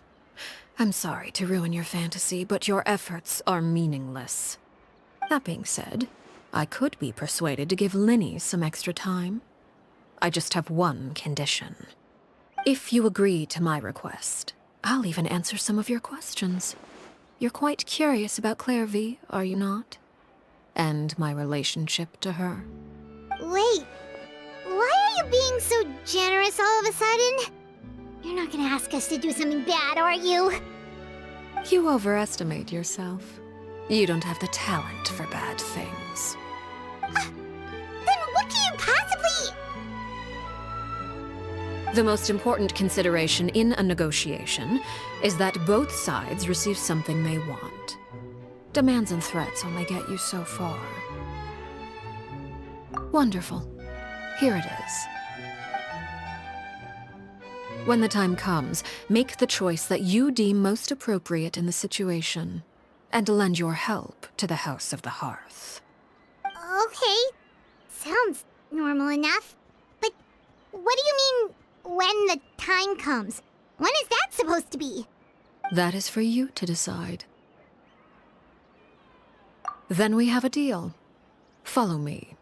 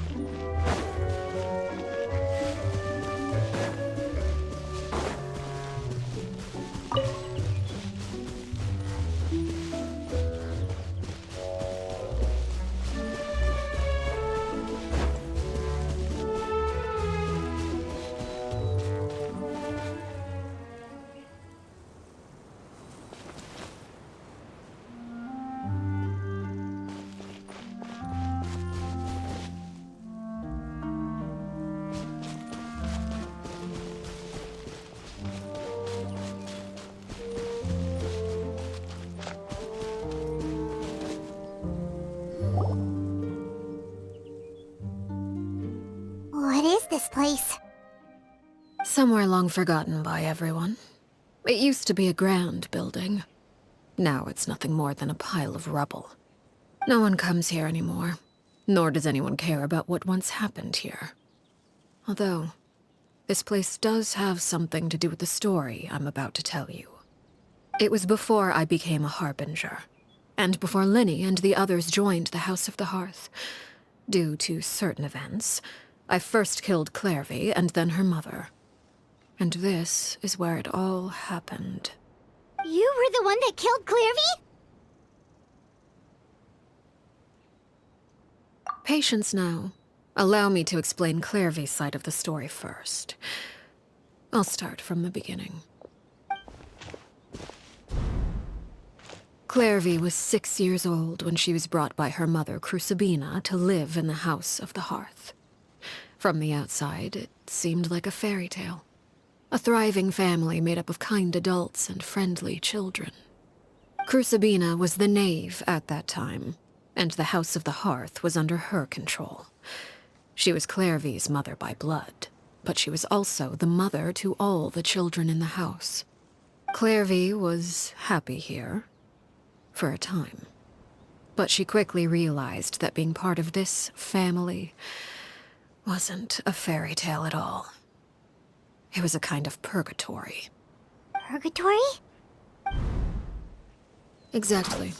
The House of the Hearth takes in war orphans from all over Tevat. But as for how to raise them, that depends entirely on the person in charge. Crucibina came up with a novel idea.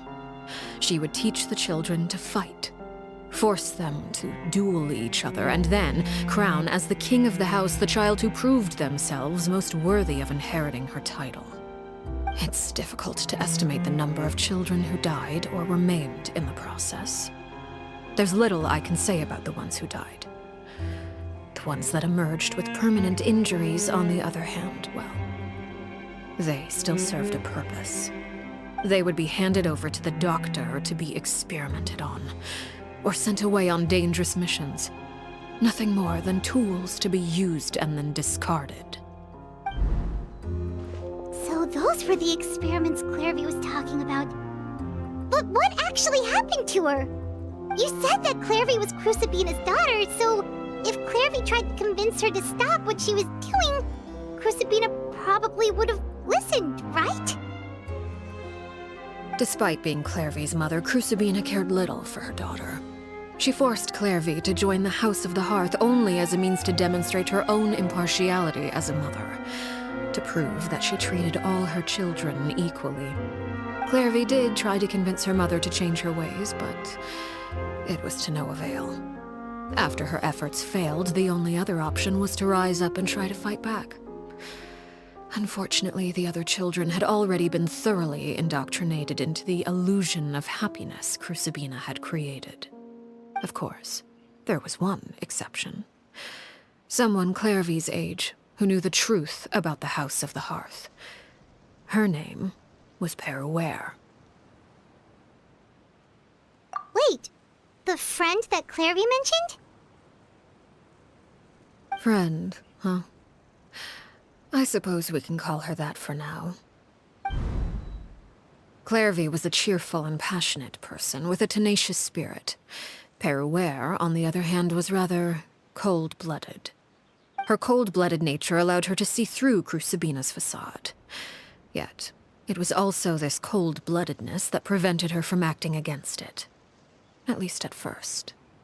While Clairvy longed for freedom, Peruere was convinced that, amid all the fighting and violence, she would make it until the end. Despite their differences, the two became fast friends, united by their knowledge of the truth. Clairvy told Peruere that she hoped to create a real family, where no one would be killed or sacrificed. There may have been a certain naivete to her ideas, but Clairvy proved her determination many times over. She tried countless times to run away, ask for help, or expose the truth. But her efforts only earned her beating after beating.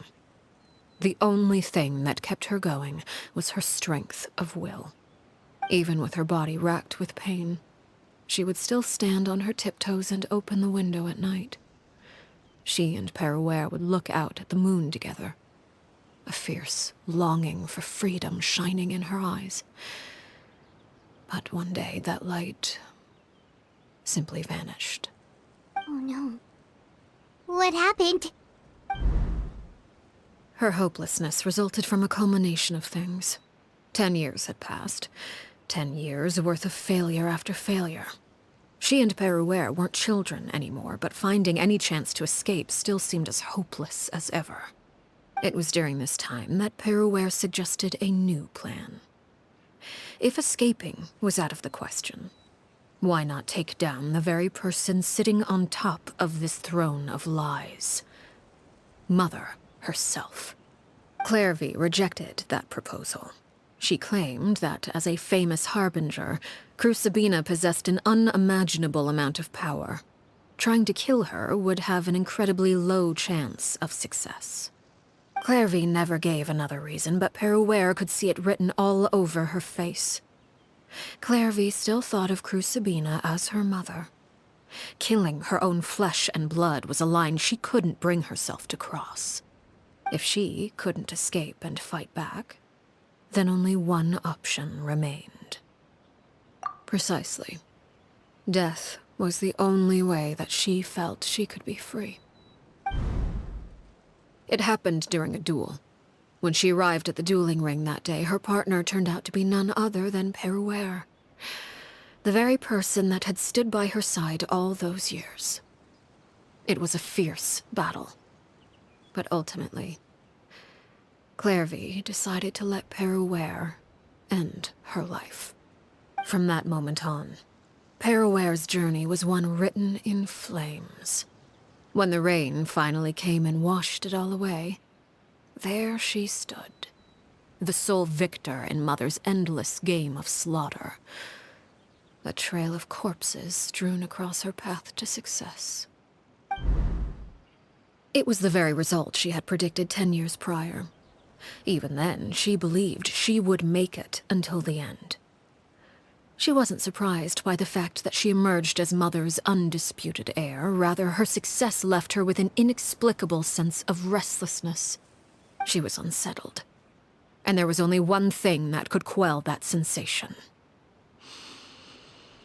Perhaps you two would like to take a guess as to what it was? Crucibina, you mean? But... Correct. This is the place where Peruere killed her best friend. A mere year later, this is also the place where she fought tooth and nail to kill the mother they shared. The moment she acted, any conception of what was right or wrong ceased to matter. It's one of the principles of the house. Only those who survive get to write the rules. Peruere won the battle, and became a harbinger herself. After which Her Majesty, the Tsaritsa, bestowed upon her a new name. Arlecchino. So the Perry Clairvy was talking about... It was you all along. You're Peruere. Arlecchino is just a name you got later. I left that name behind long ago. I must say, hearing it now does bring back memories. After I defeated Crucibina, the moniker of Mother died with her. I chose to forego the title she called herself, and even chose to give up my own name. I rebuilt the House of the Hearth under a new identity. Not only as Arlecchino, but as father. And that is where the story ends. Any more questions? Yeah. Based on what you just told us, Clairvy wasn't a little kid when she was killed. So the Clairvy we met... Was she really a spirit at all? I suppose you could call her an illusion born of flame. Her existence is like ashes to a fire. Something left over in the wake of blaze and ruin. You see, a certain power runs through my veins. It's not unlike a curse. My flames leave behind shadows of anything they consume. Of course, the chances of those shadows morphing into a sentient entity are exceedingly slim. Clairvy is a very special case. Clairvy died when she was 16 years old, but what emerged from the flames was her 6-year-old self. Her appearance wasn't the only thing affected. Most of her memories were lost to the blaze as well. Memory is a mysterious thing indeed. Losing a portion of your memories will alter your sense of self. Lose 10 years' worth, however, and it would be like living in the past. Like returning to a version of yourself that never grew up. No wonder Paimon got such a weird feeling when we were talking to her. Perhaps I should put it this way. Clairvy is someone trapped in time. It may seem like she exists with us in the present, but she truly lives in the confines of her own past. So if all of that is true, then you must have known about Clairvy for a long time. Indeed. She's a rather volatile and unstable entity. Sometimes she would look after the children. She's even saved some of their lives. But other times, she would hide from me and become obsessed with revealing the truth about the house to anyone who will listen. Shadows don't have the capacity to learn or grow. Any new information they encounter is quickly forgotten over time. Your attempts to expose Clairvy to sunlight. They failed, yes? The reason is actually quite simple. In Clairvy's mind, the house is impossible to escape, and it is this very perception that traps her there. But no matter. All I have to do is kill her again, and all will be resolved. I don't anticipate so much as a single speck of ash will be left behind this time. Wait! Paimon can understand why you might want her gone, but isn't there another way? So what if she's trapped in her 6-year-old self? She's still your friend! At least talk to her first! It's too late for that. She broke the rules, and now she must be punished. That goes for Filial and Nantoy as well. She's had quite the effect on them. I hope you understand. The difference between Crucibina and myself lies in our formulation of the rules, not our policy for enforcing them. Upholding the rules without question is a trait we both share, because that is how a household should be run. Is this really what you want to do? Whatever could you mean? Don't you want to say a proper goodbye at least?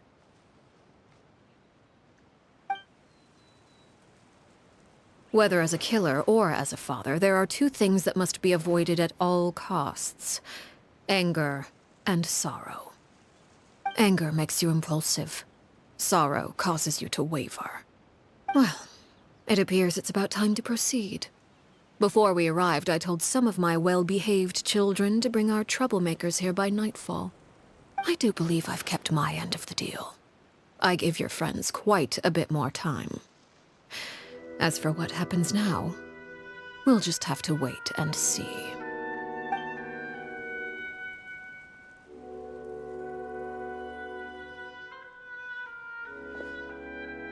Here they are, Father. You gonna execute him? Seeing something like that would actually be a first for me. Lenny! I'm sorry. I heard about how you helped buy us more time. But I still failed. I couldn't find a way to fulfill her wish. Huh? Are you... Perry? Indeed, it's been a while, Clairvy. Perry! Shh, stay right there. I'm sorry to postpone our reunion, but first I believe certain scores need settling.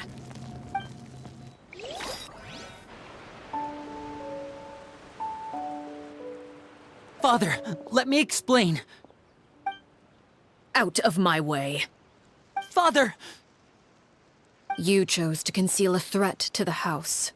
And for that, you must be punished. Overall, however, I suppose your wrongdoing is hardly the most egregious of the bunch, so I'll deal with your punishments later. As for right now, the more pressing concerns are the traitors among us. By traitors? Do you mean us? Father, let me explain. We didn't mean to... Fultz, why don't you share what you heard? Yes, Father. Secret Midnight Meeting number 3. Participants: Filial, Nantoy, Sato, Toddy. Nantoy clearly said, "If only Father wasn't the one who took us in." Sato added, "I'm sick of this life. I just want to live as a normal person." Filial was the worst of them all. She called us crazies and said a bunch of mean things about Father. I did not! You're lying! Fultz is trying to frame us. It's not like I'm the only one who heard those things. After that, you and Toddy and a bunch of other people started talking about Clairvy. You were using all those things Clairvy brought up as an excuse to question Father. We're birds locked in a cage. The only way out is to destroy it. That's what you said, wasn't it? You little... You just want me gone, don't you? What did I ever do to you, huh?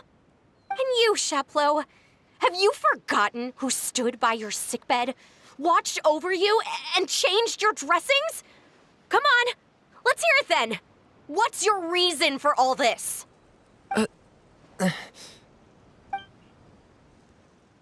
You're wrong, Filial. We don't want you to die. You're our family.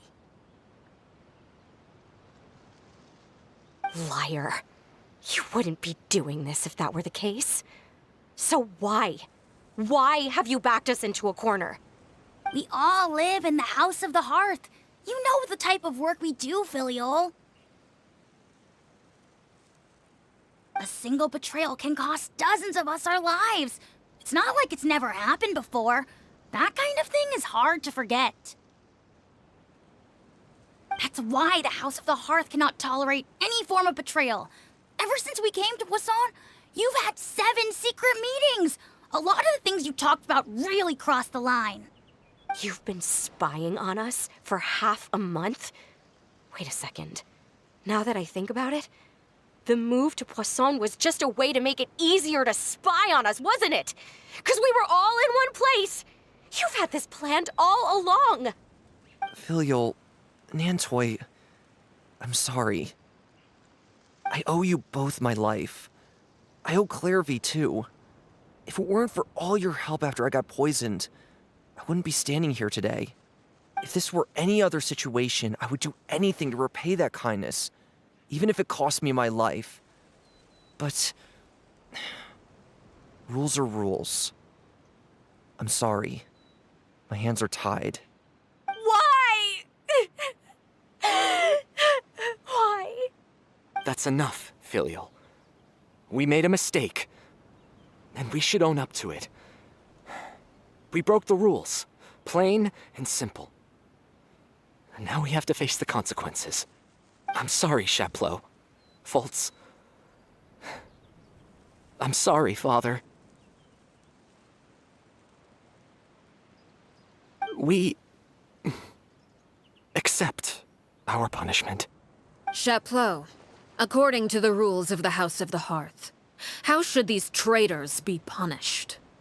All those who betray the house pay with their lives. And so it shall be.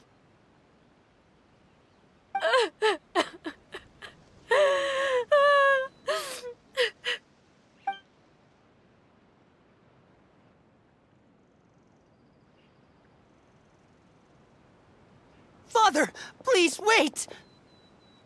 Something you want to say, Linny? Please reconsider, Father. What Filial and the others did, does it really count as betrayal? We all come from broken families. From the very first day we joined the House of the Hearth, we wanted nothing more than to make it a real home. But the truth is, none of us know what a real home should look like. I'm not saying I have all the answers. All I know is this. Killing Filial and the others may uphold the rules, but doing so will only bring us further away from being a real family than we've ever been. So please, Father, please reconsider. I agree with Linny. Father, please. Linny, you...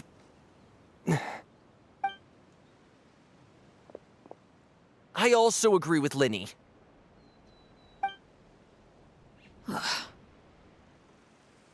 An order once given cannot be rescinded. However, given the extent of your determination, I suppose we shall have to go about this a different way. Draw your weapons and face me. Our weapons? Father, are you referring to a duel? Precisely. The rules of the House will not be altered. Traitors must be punished. However, resolving disputes with a duel is also one of our rules, one that also applies to me. Demonstrate a sufficient showing of strength, and I shall offer a concession. Wait. Beat Father in a duel? Impossible. Father is way too strong, even for Linny.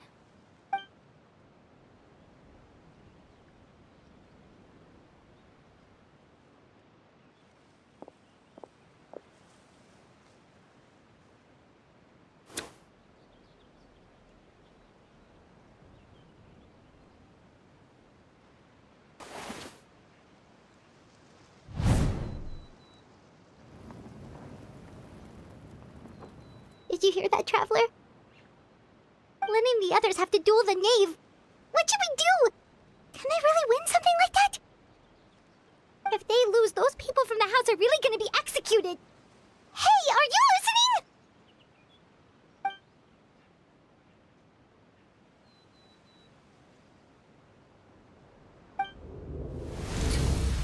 Don't you want to say a proper goodbye at least?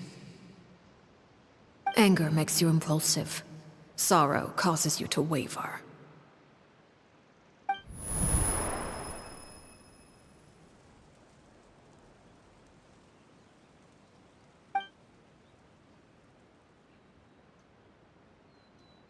Oh.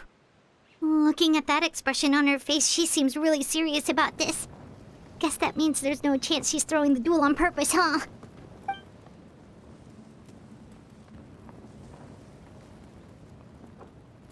When guests are around, families are often on their best behavior. And any disputes are less likely to escalate. When the time comes, make the choice that you deem most appropriate in the situation, and lend your help to the House of the Hearth. What's wrong, Traveler? Hey, where are you going? Traveler?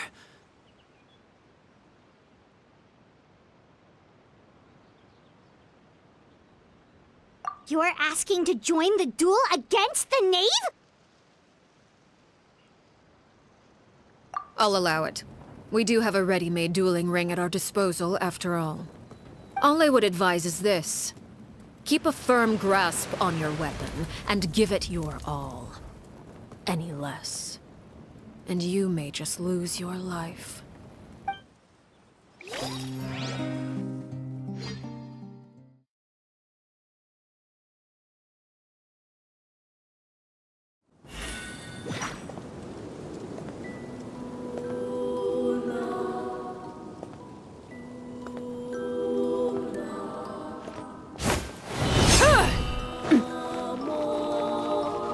Why the hesitation? Coming at ya! Watch out for Father's movement! With these rising flames! Attack! Shower me with praise! Line is echo in song! Feeling lucky? Feeling lucky? Hang in there! Spare your energy. Running is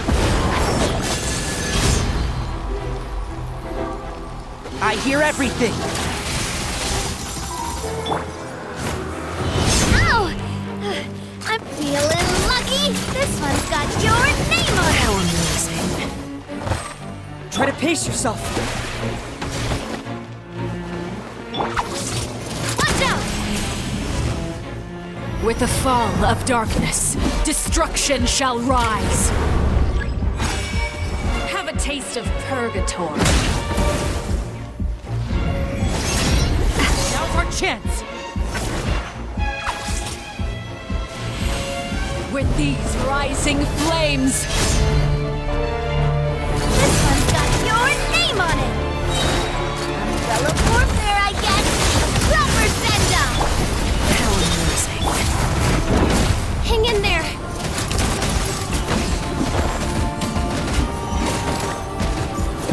Haha! Now! This one's got your name on it!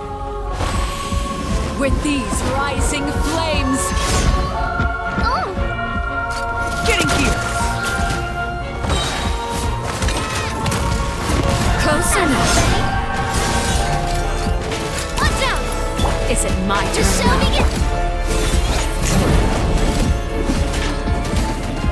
Ha! Like a fly tangled in a web. Watch out for Father's movements! Warfare, I guess! Spare your energy. Running is of little use.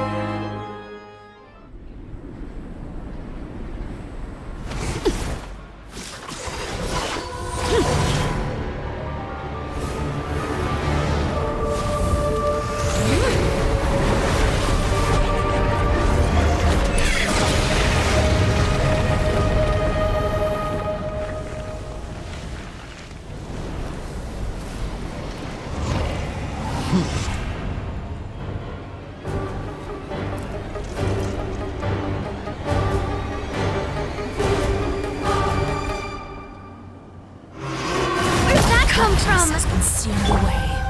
My blade is all that remains.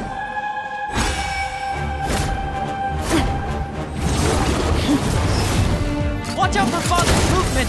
Shoot!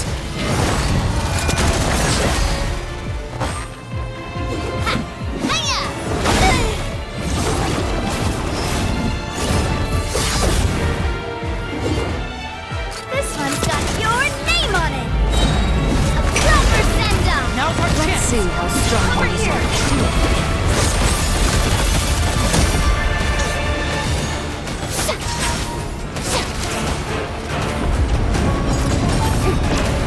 The sun and moon have set.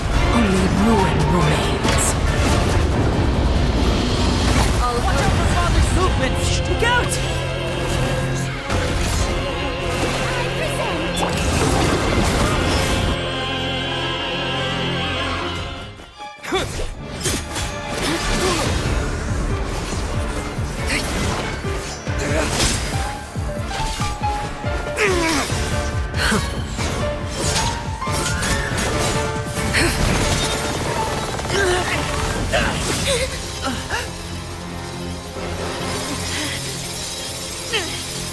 You should know better than to crowd in one place.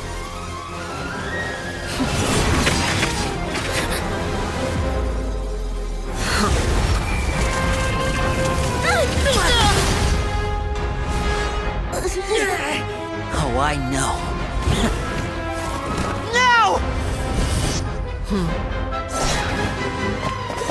I'm sorry, Father!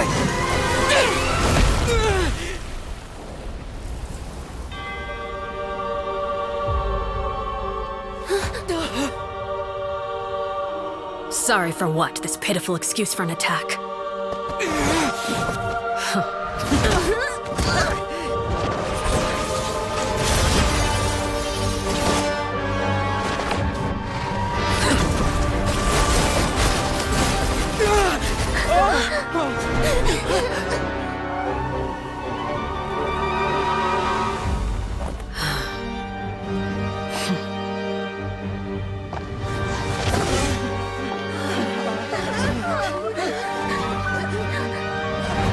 Father, no!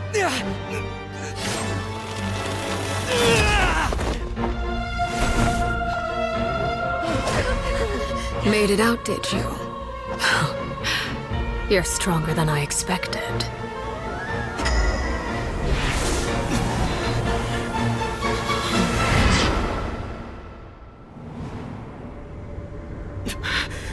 A crimson moon? I can't move.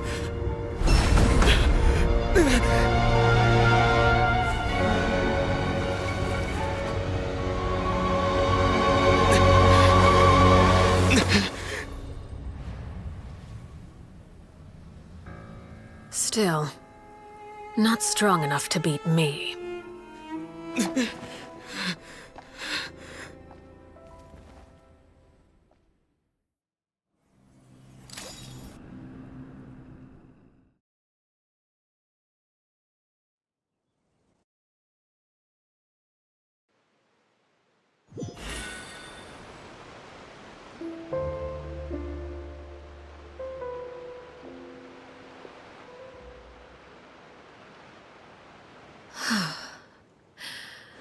I believe we can end things here.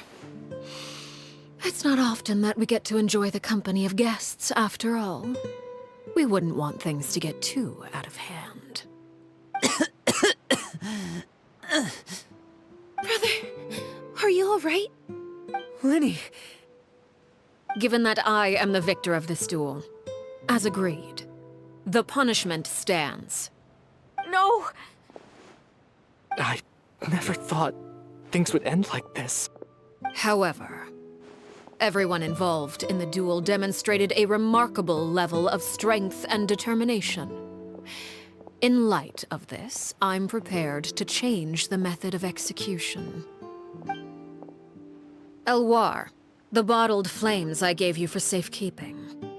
Do you still have them? Yes? I wasn't sure what they were for, but I've kept them super safe. I didn't lose a single one. Wonderful. Then, in just a moment, I'll have you administer them. Bottled flames? Indeed. They're the product of a secret experiment.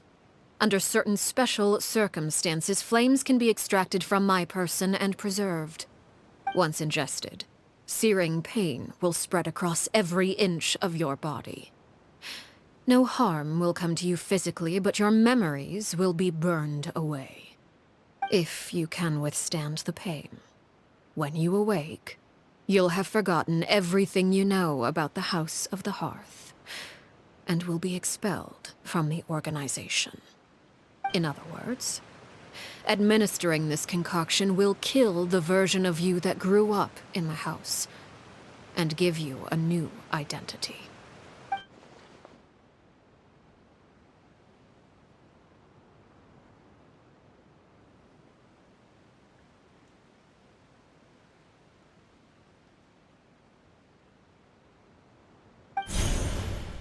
Memory is a mysterious thing indeed. Losing a portion of your memories will alter your sense of self.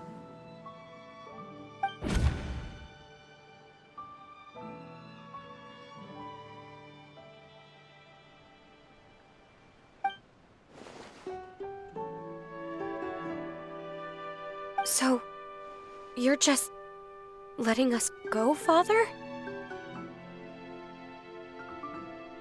You misunderstand.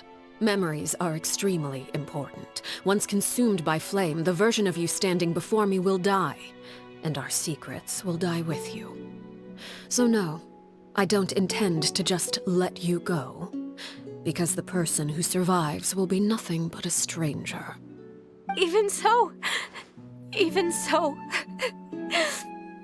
I won't have to live in fear anymore.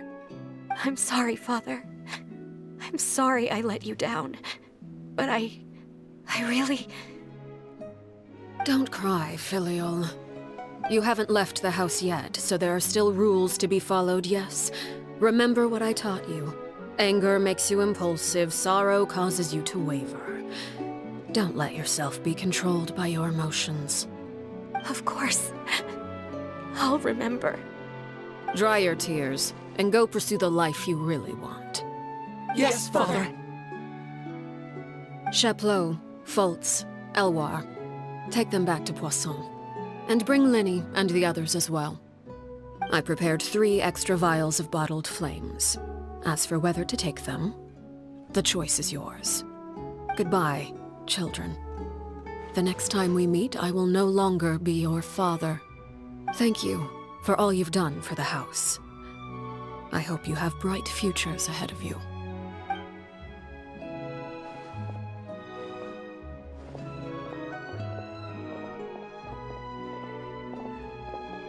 Father.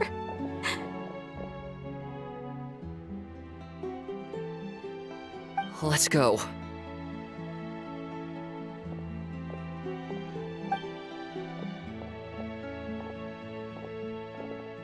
Here, grab my arm, Linny. I'll help you walk back. Thank you.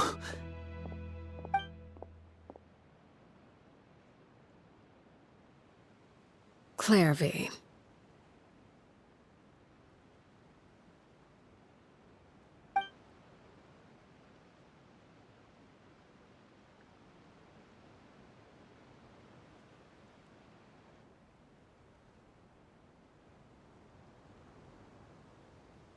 Can we talk now? I've been waiting for a super long time. You really are Perry, aren't you? I haven't seen you in so long. How come you're all grown up? Wait, did I somehow travel to the future on accident? Or am I dreaming? What a long dream. Neither. You died, Clairvy. That's what happened. You could have at least sugarcoated it a little. Look, she's that speechless.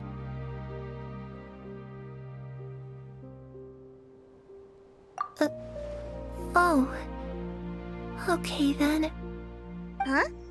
That's it? You accepted it just like that? Yep. If that's what Perry says happened, then I believe her. Perry wouldn't lie to me. Plus, I don't really need to know why I'm like this. I'm more curious about what happens in the future. If you're a harbinger now, Perry, that means Mother is gone, isn't she? Can you tell me about it? I want to know what happened to her. And to me. You never stopped trying to defy fate. At first, no one believed you. You could only vent your frustrations to the moon.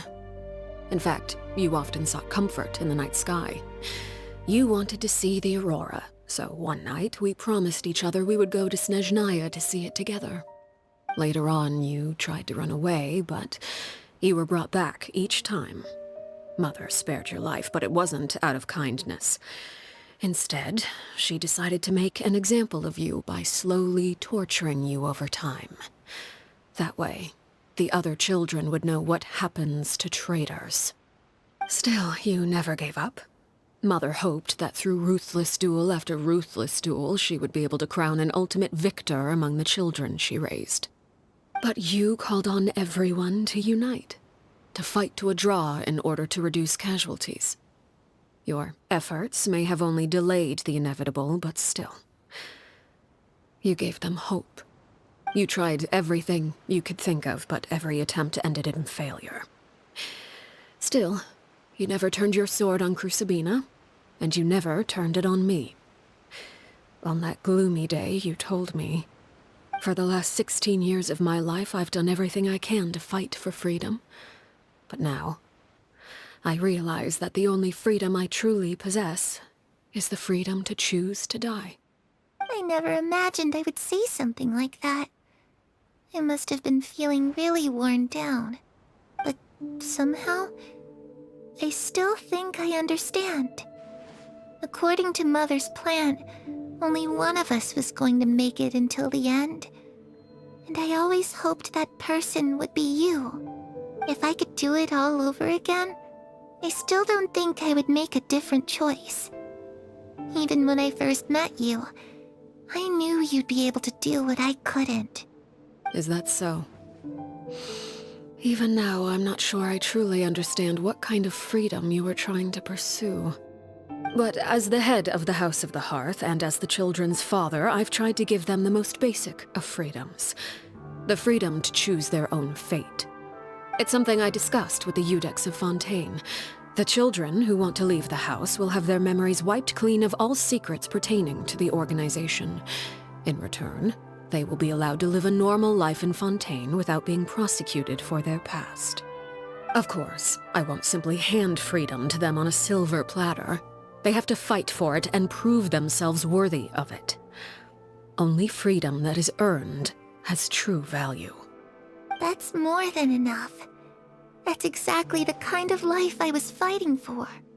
You know, Perry, I think you're a pretty amazing king, and a really great father, too. I'm really happy that you're the one who took over the house. I guess I do have one regret, though. I still haven't seen the outside world. Well, it just so happens that our dear guests over here have been to many nations and traveled to countless places. Perhaps they would be willing to tell you what the outside world is like.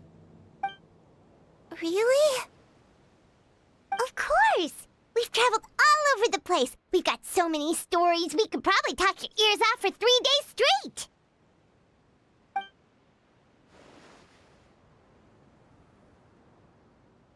You know, I used to dream of being a bard. Playing the lute while singing into the winds of freedom. Even if there was no one there to listen, I would have continued to sing no matter what. Ah, that's where Mora comes from. I never knew that before. If I had some Mora, I would buy 3 new dresses. One for me, one for Perry, and one for Mother. It's just too bad Perry doesn't like wearing dresses. And Mother, well, she probably wouldn't accept something like that either. I guess I'd just have to keep them all for me then. I could wear a different one every day. Those yokai you mentioned, what do they look like? I once saw a drawing of this one guy with horns on his head and a super scary face. Are there any yokai like that? Oh, sounds like you're talking about an Oni. Yep, we've met one, and let Paimon tell you, they're not nearly as scary as they look.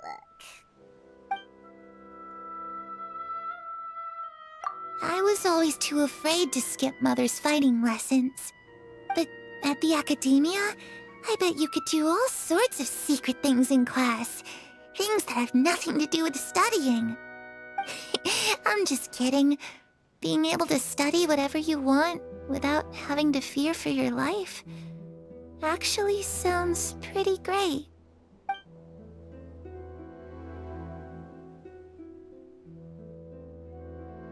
The situation was super dangerous. Lenny and Lynette were accused of committing a crime, and they were going to have to stand trial at the Opera Epicles.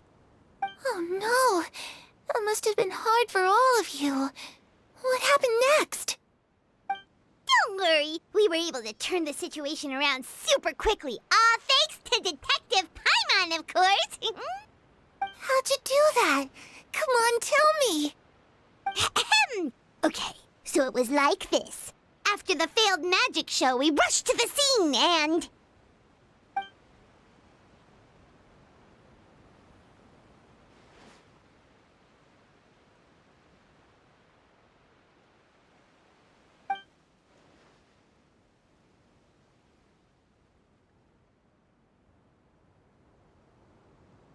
Shadows don't have the capacity to learn or grow. Any new information they encounter is quickly forgotten over time.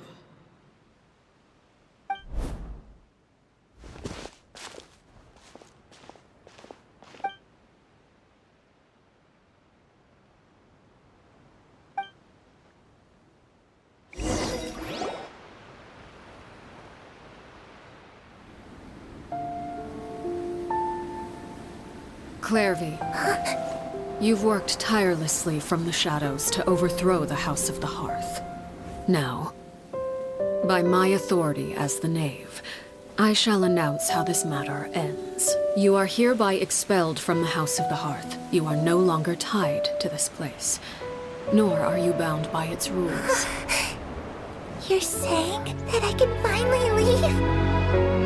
I get to experience the outside world as well?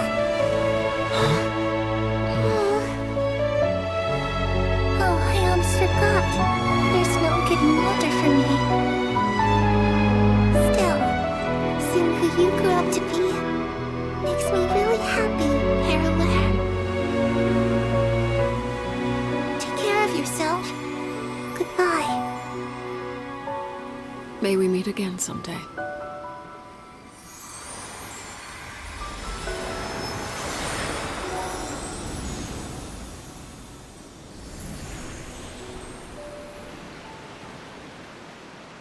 Clairvy.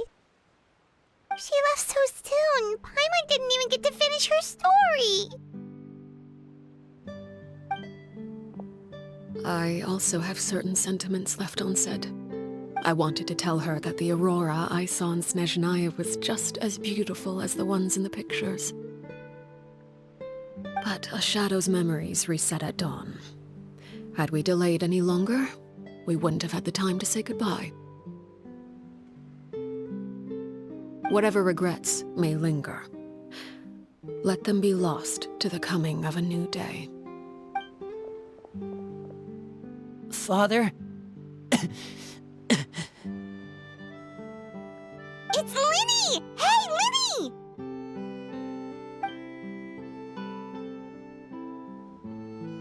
What is he doing back here? Let's go check it out.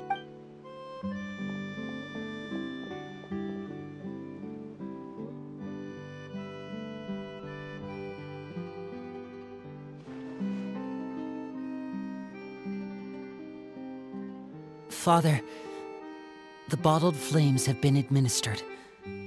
Filio and the others have left the house. And you? What have you decided? Thank you for giving us that choice, Father. But we never wanted to leave the house. It's the only home we've ever known. Lynette and Fremine feel the same way. They're recuperating back at the Hotel Bouffe d'été. But I decided to come back and tell you where we stood. I'm sure you're well aware of the expectations I have for you. I want you to follow in my footsteps and become the next king of the house. Yet you seem to have different ideas. I must admit, I'm rather surprised by your decision to stay. There's nothing wrong with choosing to live a quiet life. Leading this organization is a heavy responsibility, one not so easily carried by someone forced onto the throne. I just never understood what you saw in me. What made you believe I was deserving of that throne? You're brave, talented, and, most importantly, you cherish your family. You would do anything to protect them, even if it costs you your life.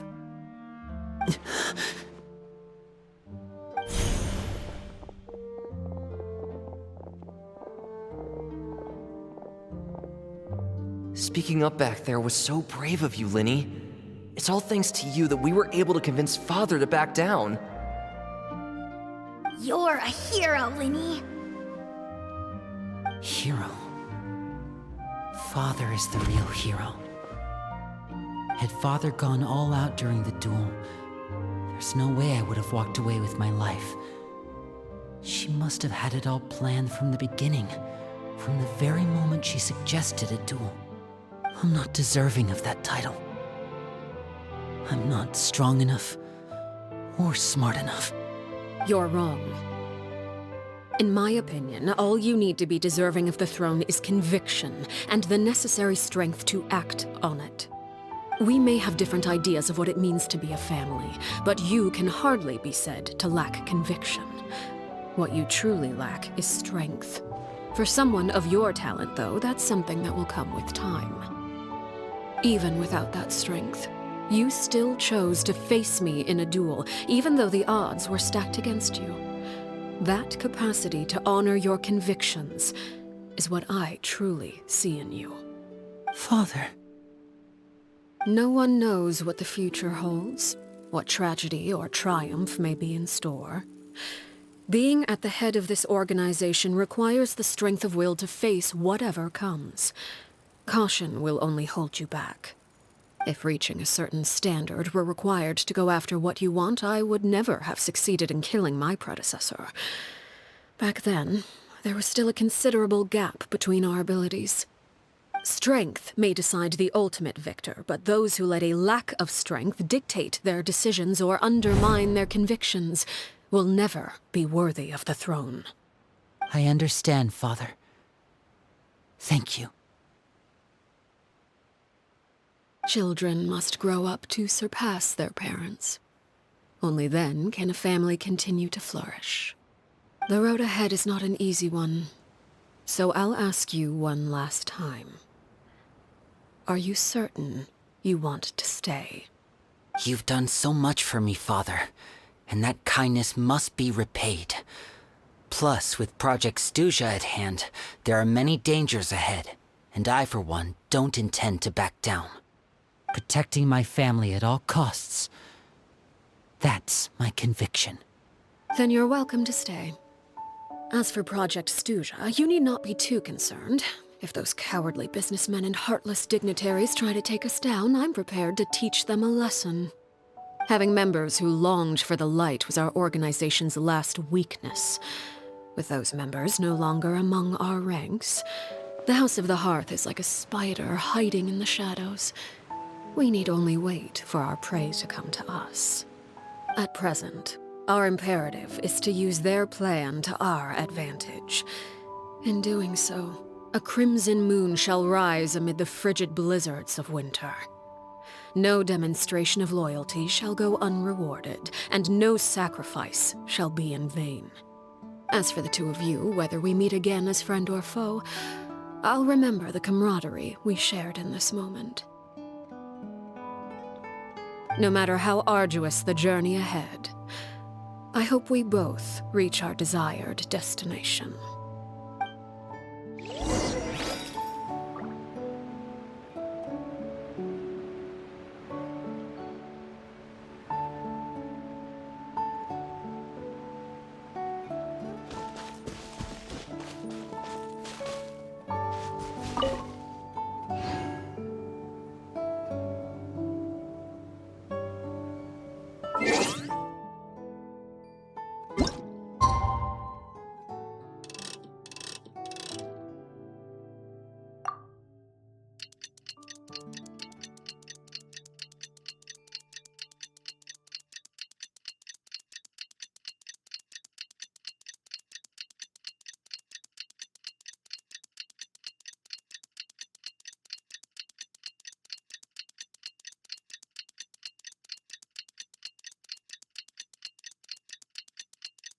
Didn't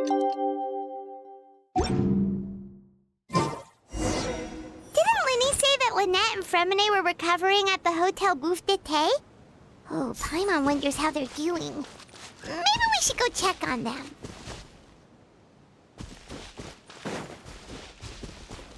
Another rude night. One after another. Umbrella warfare, I guess. Watch out! Haha! Cha! Up to it, Monsai!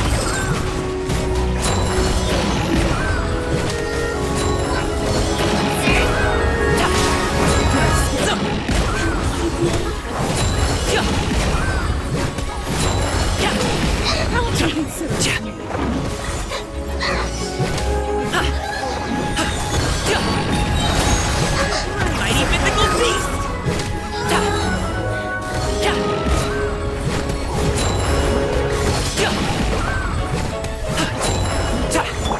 This one's got your name on it! A proper send-down! From the Cena with love! Feeling lucky? Hiya! Try. Whoa, what a stroke of good luck.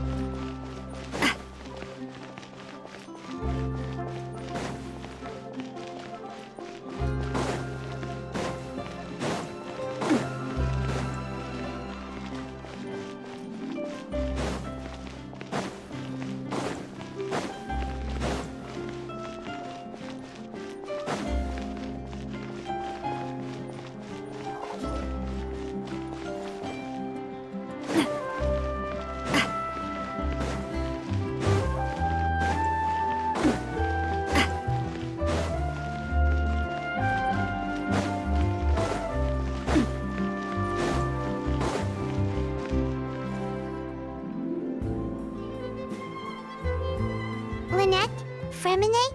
How are you feeling? Much better. Whew, what a relief! What about you? Are you feeling alright? I knew you'd come out unscathed. Us, on the other hand, well, we've been bedridden for 2 days. I couldn't even turn over. Oh, and I wanted to ask, is Claire V... gone? Linny and the other members have left Poisson and returned to the House of the Hearth. According to him, there haven't been any more sightings of a spirit roaming the house. I see. I'm glad. Father came to check up on us 2 days ago and told us about what happened with Crucibina and Clairvy. Actually, I've met Crucibina before.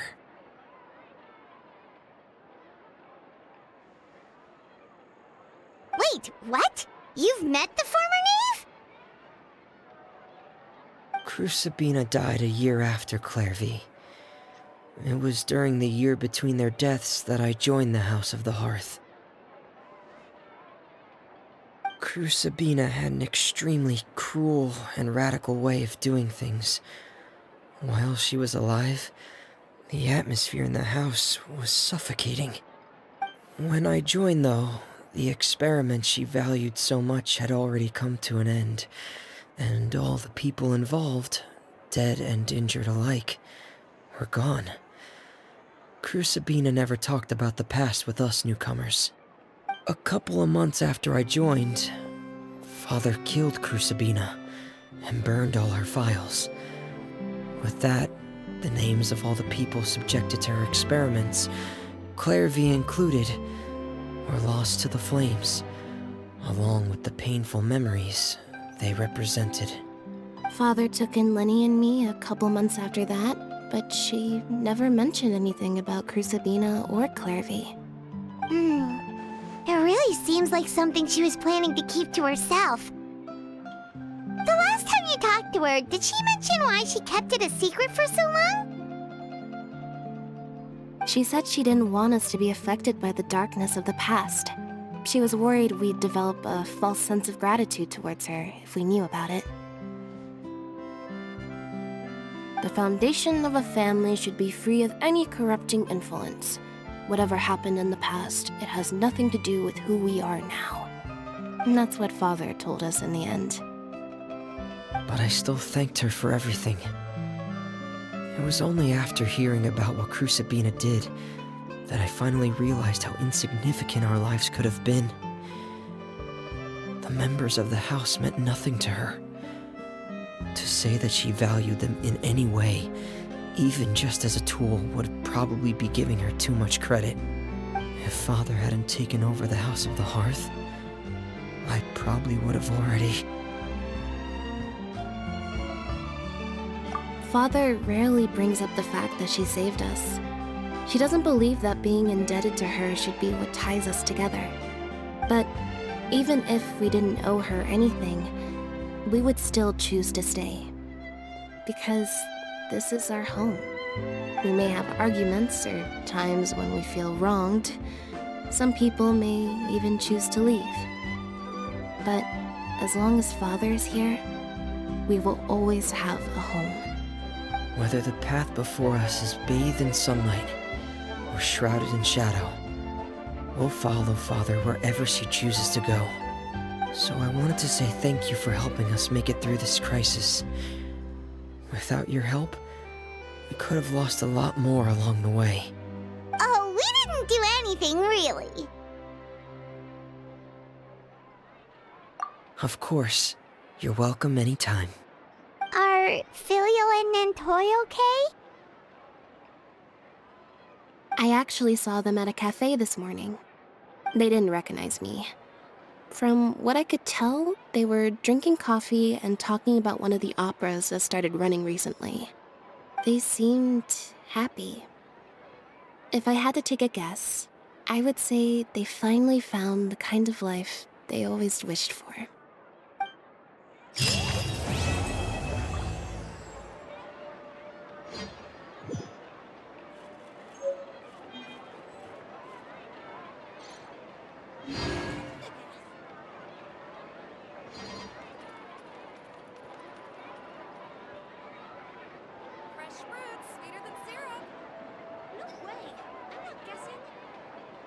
I do love Spina di Rosula's logo. It was designed by my mother. Have you noticed how it's shaped like a heart?